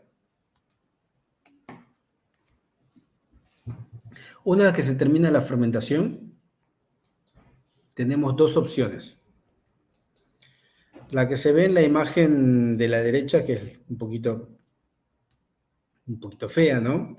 Pero es trasvasar la levadura, la cerveza que fermentó, trasvasarla y enviarla a otro bidón. Como se ve acá, por sifón se llama, ¿no? Se llama sifón, se la trasvasa. No sé si se llega a ver, esta imagen es un poco rara, la verdad que la tendría que cambiar. No sé si se ve acá como un sedimento, ¿no? Bueno, esa es levadura, ¿sí? La levadura que cuando terminó de fermentar, sedimenta. Acá lo que estamos haciendo justamente es separar la cerveza verde, se llama verde porque no maduró, la cerveza verde se la separa, ¿sí? Y se la envía a un recipiente donde este recipiente lo voy a llevar a una heladera para que termine de madurar y después embotello. ¿Bien? Esa es una opción. La otra opción directamente es pasar de del bidón del fermentador a las botellas, a las botellas donde voy a hacer la fermentación secundaria y su posterior maduración. ¿Está bien? ¿Sí? Entonces, son las dos opciones. Una, del fermentador la mando directamente a la botella o la traslado a otra olla, lo mando a una heladera, obviamente tengo que tener una heladera para mandarlo para gluten free, después una vez que madura lo mando a la botella, ¿sí? O directamente lo mando a la botella y, bueno, y que hagas todo su trabajo dentro de la botella de 500 mililitros, de litro o lo que tengan disponible. ¿Para qué madura la cerveza? Bueno, para que se formen todos los componentes deseables que les comenté recién, para que se reduzcan los componentes indeseables y a la vez para que se genere todo lo característico de mi producto, que es cuestión de tiempo. ¿Cuál es el tiempo mínimo de madurar una cerveza? 7 días. ¿Cómo se madura una cerveza? En frío. La cerveza se madura en frío. ¿Qué es lo que se busca con la maduración? Bueno, aparte, digamos, que se termine de madurar, o sea, que se terminen de formar todos los componentes deseables, lo que estamos buscando es que aumente su brillantez, ¿sí? Su clarificación. ¿Por qué? Porque así como el calor floculaba proteínas, el frío también flocula proteínas. Entonces acá cuando les estoy comentando el frío, lo que les estoy diciendo es que la maduración siempre se hace en frío. Siempre se hace en frío. ¿Bien? Si yo voy a hacer del fermentador, lo voy a mandar directamente a la botella, entonces lo paso a la botella, le pongo un poco de azúcar, la cierro y la dejo una semana a temperatura ambiente. Después que la dejé una semana a temperatura ambiente, ahí tomo las botellas y la mando a la heladera 7 días para que madure. O sea que primero lo dejo a temperatura ambiente con el almíbar, que le haya puesto el azúcar, y después, una vez que terminó, digamos, ese proceso, lo voy a mandar a madurar. O sea que seguramente que desde que terminó la fermentación, y por lo menos tendría que contar 15 días más, ¿no? Ustedes, hay que armarse de paciencia, si de eso se trata. Nos tenemos que armar de paciencia para que en el término mínimo de 3 semanas yo tenga mis 20 litros de cerveza. ¿Bien? Bueno, entonces lo que yo les comentaba recién, qué es lo que pasa durante la fermentación, suceden algunos fenómenos físicos, algunos fenómenos químicos, ¿sí? Suceden un montón de cosas, pero lo más importante, como lo están viendo acá, es, yo tengo en el fermentador una imagen parecida a esta, así de turbia, y cuando termina la maduración, ¿sí? Cuando la cerveza madura, tengo un producto como este. Entonces fíjense que al principio aparece medio lechoso y después sí, termina siendo un producto dentro de todo límpido. Estamos hablando, como les dije recién, de una elaboración artesanal. ¿Está bien? Bueno.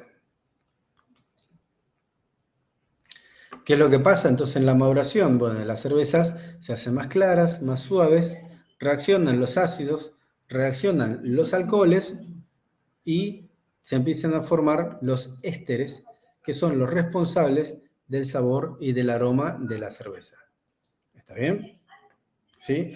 O sea, durante la maduración suceden todos estos fenómenos, ¿sí? O sea, es una cuestión bioquímica. No vamos a explicar mucho más el detalle de esto, pero suceden cosas que me dan las características organolépticas de mi producto. ¿Sí que es algo organoléptico? Bueno, son los componentes que estoy buscando en la cerveza en general. No estoy buscando deterioro, sino estoy buscando, por ejemplo, un éster, como les dije yo, el del esmalte, porque esa es mala calidad. ¿Bien? No estoy buscando oxidación, no estoy buscando turbidez, ¿sí? Lo que estoy buscando es que durante la maduración sucedan todas cosas positivas. Walter dice, yo tengo un aporte de 12 días de madurado, ¿le afecta algo la cantidad de tiempo extra? ¿Madurado dónde, Walter? Mientras vos me comentás, yo voy, sigo, digamos, la clase, ¿vale? En frío no le pasa nada. Todo lo contrario. La pueden dejar madurando si quieren 45 días, cada vez está mejor. ¿Está bien? Pero siempre en frío, ¿eh? No la deje madurando, no la deje madurados en temperatura ambiente porque ahí se deteriora. ¿Bien? Entonces, recuerdo 3 grados es espectacular, Walter. Entonces, recuerdo lo siguiente, hay 2 tipos de trub, ¿sí? O sedimentos, el trub caliente y el trub frío. El trub caliente es el que está dentro de la olla hervido, y dentro del trub caliente yo tenía un buen porcentaje de proteínas y un buen porcentaje de sustancias amargas. También son flóculos grandes amarillos medio verdes, como se ve acá en la imagen un poco. Acá se ve más verdoso, ¿bien? Ahora, el trub frío, que es el que aparece en la botella de cerveza, si yo hago una maduración en botella, que por lo general es lo que nosotros vamos a hacer, ahí lo que voy a tener es muchos hidratos de carbono, ácidos grasos y metales. Y no dice, ¿y dónde salen los ácidos grasos? Y bueno, porque de alguna forma yo voy a seguir teniendo levaduras dentro de mi cerveza. ¿Está bien? ¿Sí? O sea, por más que no quiera, las voy a tener, ¿sí? Y eso inevitablemente es algo que me va a limitar la vida útil de mi producto. ¿Bien? Por más que la deje dentro de la heladera. O sea, y ahí viene el tema. Siempre una vez que la cerveza esté madura, ¿sí? E hice una fermentación natural en botella, siempre hay que dejarla en la heladera, no la puedo sacar. Si la saco, voy a perder vida útil, voy a perder el producto. ¿Está Una vez que terminó, no la puedo sacar de la heladera. El sedimento de color marrón, como se ve acá en la imagen. ¿Bien? Bueno. Bien. Entonces, a ver, acá dice, tengo un par de preguntas. ¿Qué temperatura se madura como máximo? ¿Qué temperatura se madura como máximo está bien? 15 grados y mínimo 8 me podría... No entendí, a ver, Carola. ¿Qué temperatura se madura como máximo? ¿Está en 15 grados y mínimo? No. La maduración se tiene que hacer a una temperatura digamos, de heladera, ¿está bien? La maduración se hace a una temperatura de 4 grados, 5 grados. ¿Sí? ¿Bien? La maduración tiene que ser en frío. Carlos dice, disculpa, para la maduración la dejo en el fermentar 7 días mínimo, luego lo paso a la heladera 7 días más, luego enviado, ¿verdad? Lo que podemos hacer es lo siguiente, Carlos. Vamos, a ver, voy a decir algo que yo recién les dije que no lo tenemos que tomar como regla, ¿está bien? Pero supongamos que tengo una fermentación de 7 días, ¿está bien? 7 días fermento, ¿está bien? Eso lo vamos a medir al final con el densímetro. Fermento 7 días, ¿no? Después lo trasvaso a otro fermentador, si voy a usar esa opción, ¿eh? Lo trasvaso a otro fermentador, lo dejo mínimo 7 días, en frío, ¿está bien? Y después lo paso en botella, siempre con un poco de azúcar, ¿está bien? Y ahí ya lo dejo en frío hasta que arranque la carbonatación. ¿Bien? Ahora, al revés. Al revés. También tengo esta opción. Termina la fermentación, lo mando directamente a botellas con un poco de azúcar, medida, ¿no? Como lo van a ver en el video que tienen en el video que está en YouTube. Recuerden un cachito, ¿sí?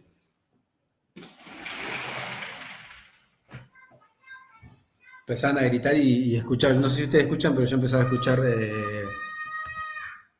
bueno, se escucha bastante. Eh, Vuelvo de nuevo, termina la fermentación, lo mando a cada botella con un poco de azúcar, ¿no? Y de ahí lo dejo a temperatura ambiente, lo puedo dejar 7 días. Cuando hablo de temperatura ambiente hablo de 20 grados, 25, no 40 grados, ¿no? Lo dejo a la temperatura ambiente en un lugar fresco. ¿Por qué?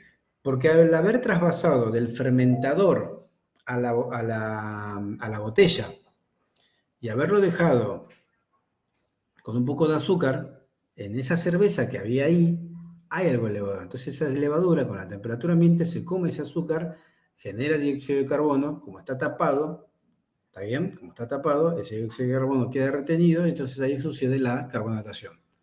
Una vez que dejo ese tiempo, recién ahí, conté una semana por ejemplo, recién ahí lo llevo a la heladera, mínimo 7 días y arranca la maduración.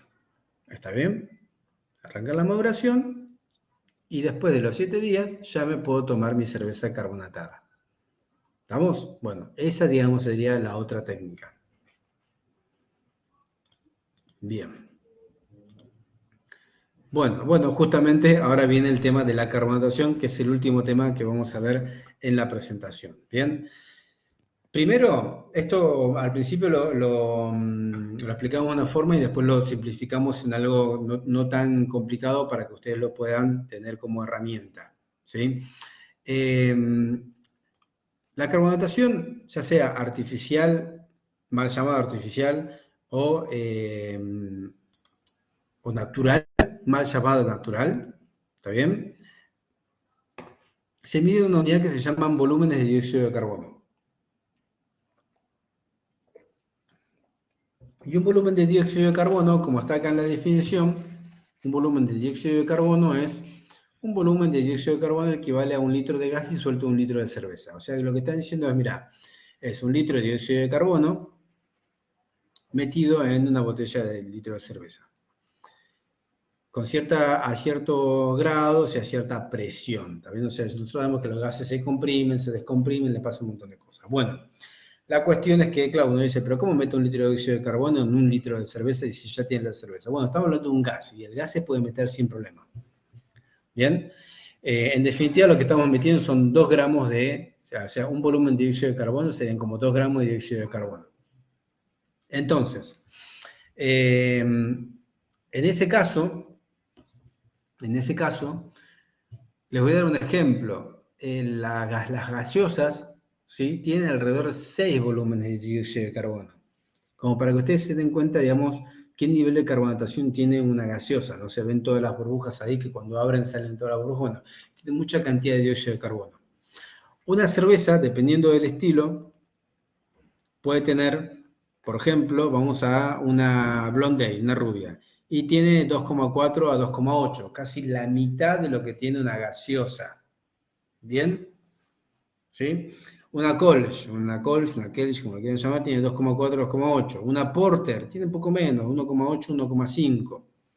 ¿Sí? Entonces, las unidades de carbonatación se miden en volúmenes y están en estos rangos. Entonces, lo que yo me tengo que preguntar es, ¿cómo hago para obtener este rango? Bueno, acuérdense que nosotros vamos a hacer una carbonatación natural. ¿Está bien? Nosotros vamos a usar una carbonatación natural. Entonces, la carbonatación natural, lo que a mí me dice es que cuando yo le agrego un poco de azúcar a la botella donde voy a agregar la cerveza, como la cerveza verde tiene levadura, aunque no la pueda ver, cuando la meto dentro de la botella, bueno, se consume el azúcar que voy a agregar y ya está. Con eso yo tengo mi carbonatación. La cerveza, la levadura, se consume el azúcar, genera dióxido de carbono, ese dióxido de carbono no sale y bueno, se carbonató. Hay que tener cuidado de no agregar mucho azúcar, porque como el dióxido de carbono no tiene por dónde escaparse, se revienta la botella. ¿Está bien? Bueno, y otra cosa más a tener en cuenta, y acá viene el tema de las temperaturas, ¿sí? O sea, acá yo tengo que tener en cuenta algunos conceptos de temperatura en general, ¿bien? Entonces, vamos a ver lo siguiente. Primero, hay una tabla acá rara, ¿no? Que es una tabla que se genera gracias, digamos, a un trabajo que hizo una persona que se llamaba Henry, que es la ley de Henry. La ley de Henry dice, bueno, mira, la solubilidad de un gas, o sea, ¿qué es la solubilidad? ¿Cuánto se mete un gas dentro de un líquido? Va a depender de la presión y va a depender de la temperatura, ¿no? O sea, es un concepto de la física, ¿está bien? Entonces, yo no quiero entrar mucho en ese detalle, pero lo que nosotros tenemos que ver acá en este caso es esta línea vertical. Esta tabla, no sé si está en internet, hay una tabla muy parecida, esta la armé yo, pero hay una tabla muy parecida para, digamos, para carbonataciones con CO2. ¿Está bien? ¿Por qué? Porque está, digamos, en el otro extremo, ¿sí? O sea, es como que no aparece esta franja gris. Acá lo que yo quiero indicar es lo siguiente. Supongamos que yo estoy fermentando, ¿está bien? Supongamos, ¿sí? Que yo estoy fermentando a, eh, a 18 grados. ¿Está bien? Yo fermento a 18 grados. Entonces me paro acá. Esperen que voy a buscar. Ah, ya está. Fermento a 18 grados. Me paro acá. ¿Está bien? De esta tabla, lo único que quiero saber yo, lo único que quiero acercarme es, o quiero ponerle foco a la franja amarilla. Entonces, si le pongo foco a la franja amarilla, veo que el 0, o la franja amarilla, está acá. Entonces digo, bueno, a ver, me meto acá, en la franja amarilla, y subo. Y cuando subo, descubro esto. Pero quiero buscar otro color medio aceptable. Ah, acá tengo otros colores para poner. Bueno, no voy a jugar porque tengo este número acá. ¿No? Tengo el 0,85. ¿Y qué me está diciendo eso? Bueno, a mí lo que me está diciendo eso es lo siguiente.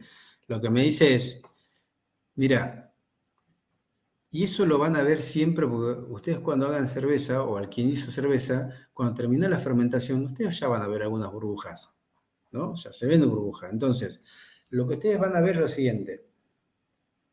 Al fermentar a 18 grados, la cerveza de por sí, la cerveza verde, ya tiene algo de dióxido de carbono disuelto. Y bueno, ese dióxido de carbono disuelto en volumen de dióxido de carbono, ¿cuánto es? 0,85, o sea que tiene 0,85 volumen de dióxido de carbono. ¿Es mucho o es poco? Mira, es lo que tiene. ¿Está bien? Es lo que tiene. Hago otro ejemplo. A ver, supongamos que no llego a 18 grados. Estoy por ahí en un lugar un poquito más, con más temperatura. Supongamos que fermenté a 20. Me posiciono en el 0, ¿no? O sea, me voy a posicionar en el 0. Y ahí, esperen que no me dejó marcar. Está. Me posiciono ahí. Y la cerveza verde ya tiene 0,75. O sea, ya tiene 0,75 volumen de dióxido de carbono. ¿Es mucho o es poco? Bueno, para tomarla es poco, porque recordemos la tabla anterior, que por ejemplo una Blonde Ale necesita 2,4, 2,5. Si tengo 0,75 es poco, ¿está bien? Pero ya tengo que saber que tiene algo. Mi objetivo, ¿cuál es? Agregarle azúcar a cada botella, agregarle azúcar para llegar a esta cantidad de volúmenes de dióxido de carbono. ¿Está bien? Si ya tiene 0,75, bueno, tengo que agregarle una cantidad de azúcar para llegar al 2,5, por ejemplo. ¿Bien? Y acá lo que estoy viendo, por ejemplo, me paro en 20, me voy a parar en otra. No sé, me voy a parar, por ejemplo, en 16, que 16 ya sería muy bajito, ¿no? Pero bueno, vamos a ponerlo igual. Para una fermentación de alta es baja, ¿no? Pero bueno, me pongo 16, me posiciono acá y me da 0,90. Entonces, claramente lo que me está diciendo esto es que cuanto más baja es la temperatura, más dióxido de carbono disuelto voy a tener. Bueno, esa es la ley de Henry. Pero bueno, acá en la tabla es importante tener y prestar atención a esa línea amarilla. ¿Está bien? ¿Por qué? Porque dependiendo del número que me queda acá, dependiendo de este número, y el número que queda fijo en esta parte, es lo que yo tengo que agregar de azúcar para llegar al objetivo de carbonatación que estoy buscando. ¿Está bien? ¿Y cómo hago eso? Bueno, hay una fórmula, ¿no? Que es la que vamos a ver acá. El método de carbonatación es lo siguiente. La pregunta es, ¿cuántos gramos de azúcar tengo que agregar por litro de cerveza en cada botella? Bueno, para eso tenés que hacer lo siguiente. Tenés que decir, a ver, ¿cuánto volumen de dióxido de carbono querés vos en tu cerveza? ¿Está bien? ¿Cuánto volumen está disuelto por ser cerveza? ¿No? Dependiendo de la temperatura. Y a eso lo vas a dividir por 0,23. Eso lo dividís por 0,23. Ese 0,23 que tienen ahí es solo si están carbonatando con el azúcar de mesa, con el azúcar común ¿cómo se dice? Perdón, el azúcar con el que hacen, el que le ponen el té, el de caña, sí, sí, ese mismo, ¿está bien? Ahora después les voy a pasar a otra página donde tienen ese coeficiente, depende, por ejemplo, si en vez de lo quiero carbonatar con miel, con harina, con azúcar de maíz, con bla, bla, bla, bueno, con azúcar negro, tiene un montón de opciones. Lo que va a cambiar es este número. Entonces, puede ser un ejemplo, carbonatar 20 litros de cerveza a 2,5 volúmenes con azúcar que se encuentra en el fermentador a 18 grados. Entonces, acá lo que me está diciendo es lo siguiente. Tengo todos mis datos, o por lo menos los datos que necesito en la práctica. Tengo que carbonatar 20 litros, ¿está bien? Lo quiero carbonatar a un volumen de 2,5. Por lo general, las cervezas rubias están en 2,5. Ya se los comento por si lo quieren tomar como un tema general. A 2,5. Y estoy en un lugar donde el fermentador está a 18 grados. ¿Está bien? Entonces, con estos datos yo tendría que decir, bueno, a ver, acá primero, el volumen que quiero cargar, al que quiero llegar, es 2,5. Y le tengo que restar el volumen de dióxido de carbono disuelto. Pero este 0,85, ¿dónde lo saco? Y lo saco en la tabla. Lo saco de acá. ¿Cómo? Bueno, a ver, fermento 18. Me inclino por la línea vertical. Y me da que ya por una cuestión natural, física, ya hay disuelto 0,85. Entonces, vuelvo de nuevo, a los 2,5 le resto 0,85 y le divido por 23. Conclusión, me dice que tengo que agregar 7,2 gramos por cada litro. ¿Cuántos litros de cerveza tengo? Para carbonatar, 20. Entonces, 7,2 por 20, tengo que agregar 144 gramos totales, o tengo que reservarme 144 gramos de azúcar para carbonatar esos 20 litros de cerveza. Una sugerencia importante siempre es convertir esos 144 gramos en almíbar. Nadie tiene seguridad de que ese azúcar no tenga alguna carga de microbiana, también me puede contaminar el producto. Entonces, agarro esos 144 gramos de azúcar, ¿está bien? Lo diluyo en 200 gramos de agua, lo caliento y tengo un almíbar. Y bueno, ese almíbar después lo divido en 20 litros, o sea, cada pedacito en cada litro, y bueno, y eso es lo que agrego a cada botella de litro. ¿Bien? Y esta es la forma en la que se carbonata en forma artificial. La pregunta que por ahí me pueden hacer es, bueno, ¿y cómo hago para tal tipo de azúcar? Bueno, por eso está esta página, que la verdad que no entré, a ver si puedo subrayarla, si la puedo subrayar, la busco ahora, así, con C, a ver si puedo ingresar. Conectan esa, así, ahí me dejó. Muy bien, se llama Burger Friends, tiene un montón de cálculos. Ahora voy a compartir la pantalla, un cachito. A ver, compartir pantalla.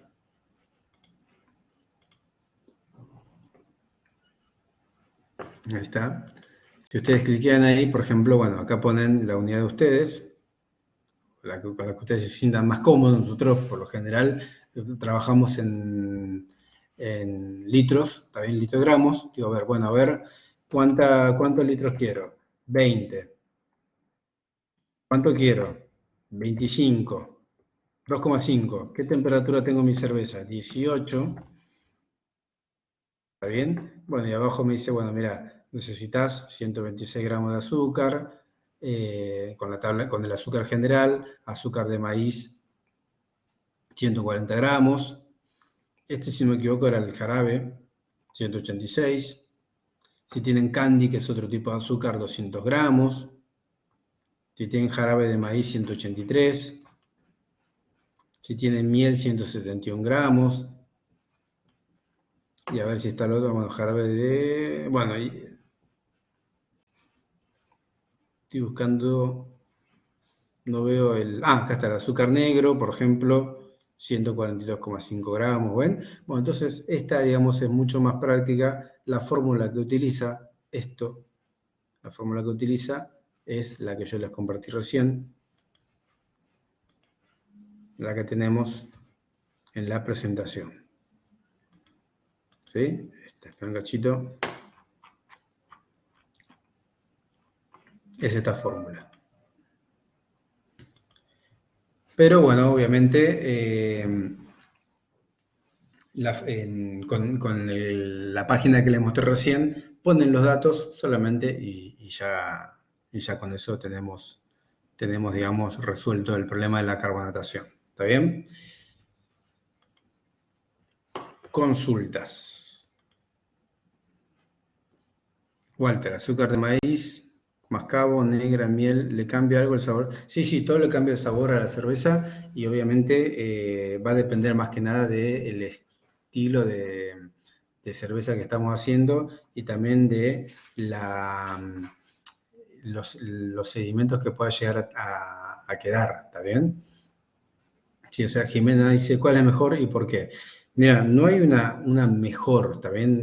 Justamente todo va a depender de lo que nosotros estamos buscando. Obviamente, siempre hay un tema con el azúcar de maíz y el azúcar de la sacarosa, ¿no? O sea, a veces uno lo que busca es tener el menor sedimento posible.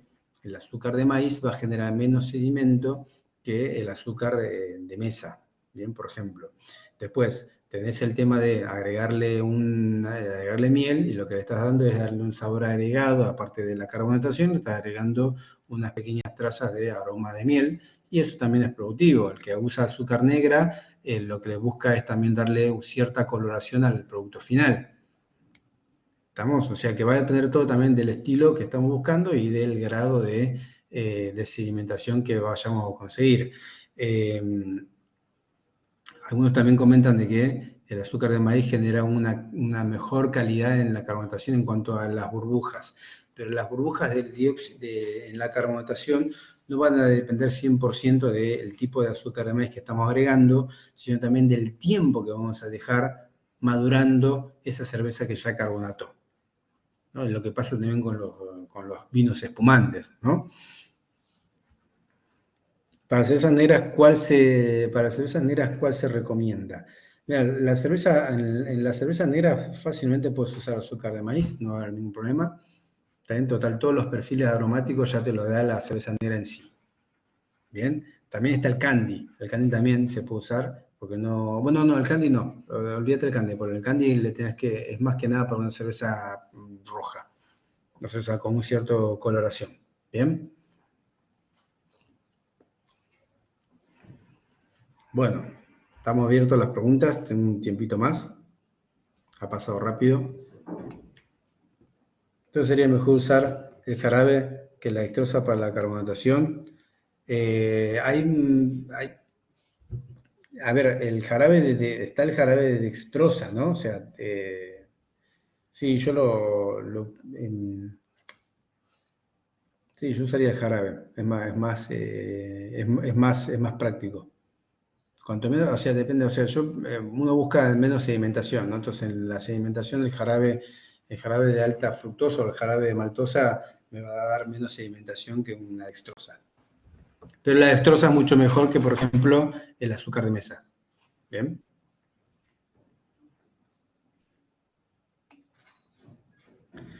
Sé que no vamos a tocar temas de carbonatación forzada, pero me gustaría saber si es un buen proceso de carbonatación. Sí, es un muy buen proceso si se hace en las condiciones que merecen, ¿no? O sea, que se necesitan. Sí, es un tema amplio, por eso no lo tocamos, bueno, obviamente como que excede, ¿no? El curso inicial, ¿no? Pero sí es un buen proceso, un buen proceso. Me gusta más carbonatación forzada que carbonatación artificial, Daniel. O sea que de hecho se debe decir así, carbonatación forzada. ¿Bien?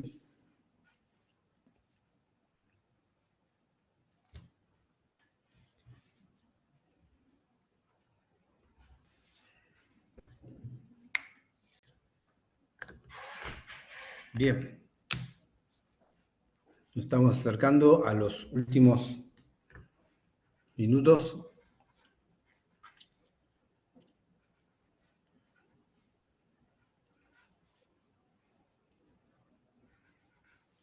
Y ya son 8:55, ¿está bien? Así que le vamos a dar un cierre, ¿sí? al curso en general. Walter, a ver, vamos a tener la última pregunta. Walter, vuelvo en el tiempo porque me quedó con la maceración de maltas que aportan sabor como el chocolate o café. Es mejor hacerlas aparte. Sí, es mejor hacerlas aparte. Siempre, ¿está bien? ¿Saben por qué? Porque si lo hacen en conjunto con las maltas al inicio, va a absorber mucha astringencia de estas maltas. ¿Bien? No, es nada, Walter, por favor. Bueno, había un comentario que hizo, espera un cachito, José, que se fue, está bien, él me dice, bueno, espero en el futuro participar de mejor forma, ya no hay problema, o sea, ustedes saben que están grabadas las presentaciones, se pueden ver todas las clases, le agradecido por el comentario de José también sobre el tema de la didáctica.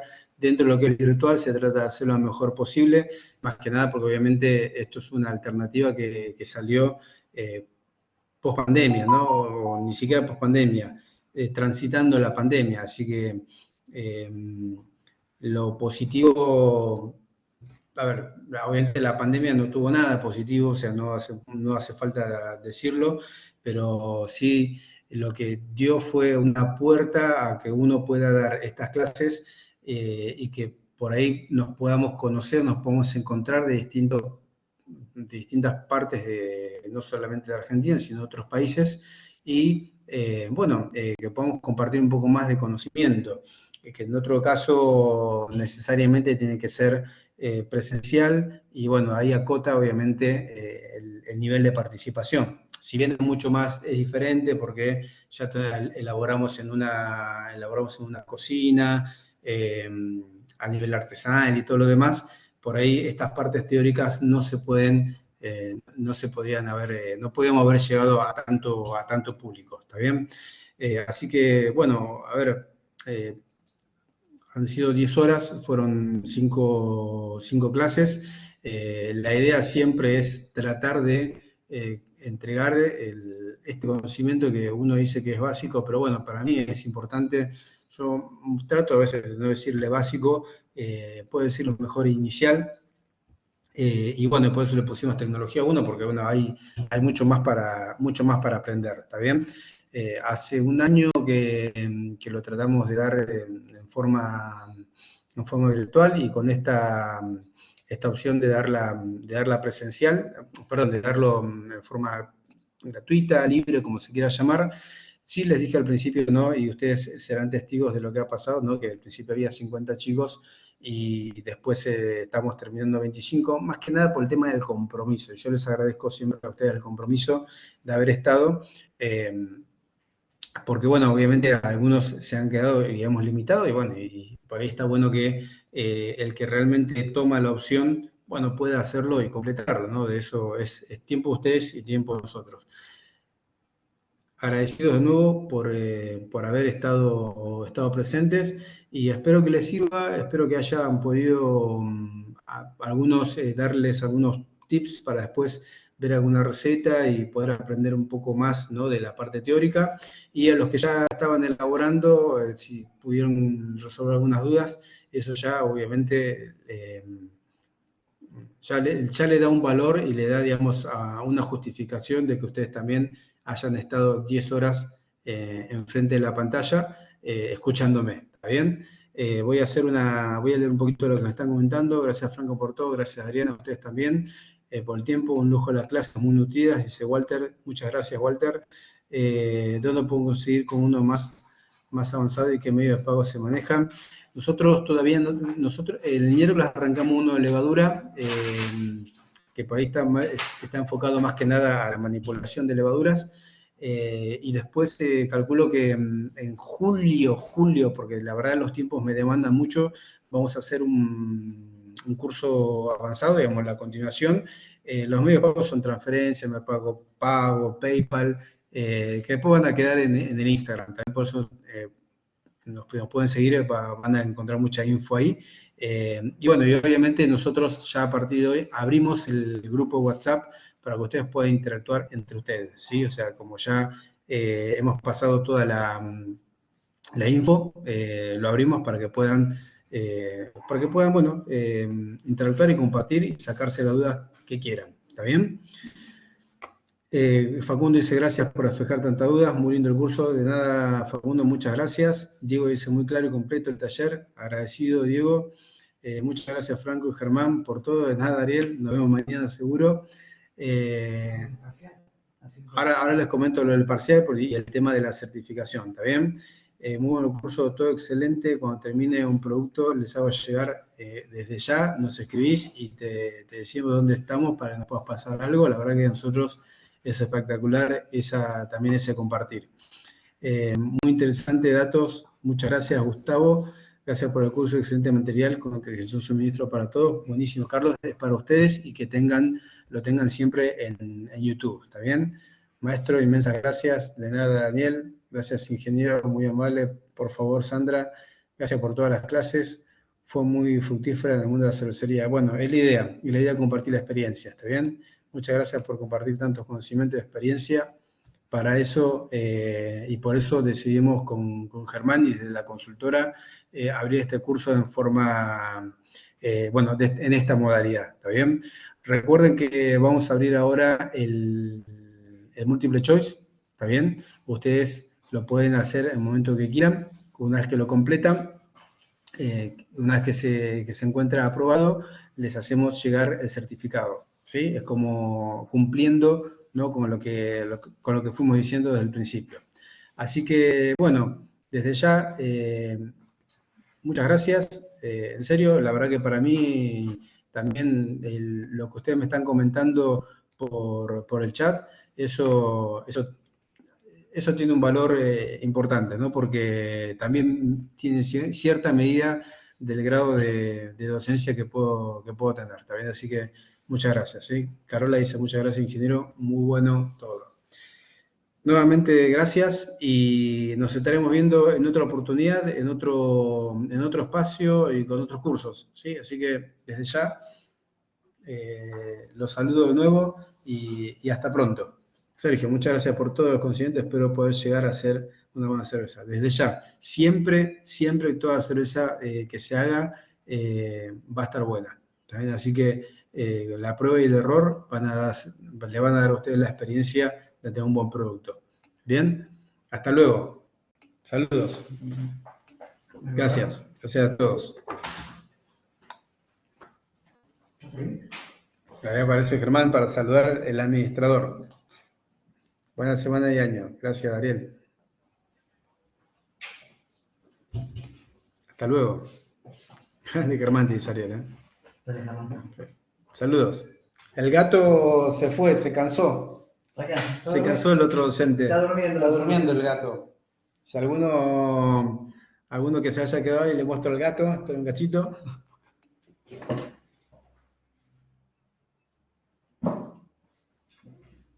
Este es el otro docente, ¿está bien? ¿Sí? Que siempre está. Ahora está dormido, pero bueno, siempre está. Nos acompaña en todas las clases. Recién ustedes no se dieron cuenta, pero mientras yo estaba dando la clase, él me molestaba para que pueda darle bolilla, pero bueno, yo tenía que dar la clase. Saludos, nos vemos, hasta pronto. Estaba grabando en la clase anterior el gato. Ah, mira vos, sí, no sabía. Saludos, un abrazo.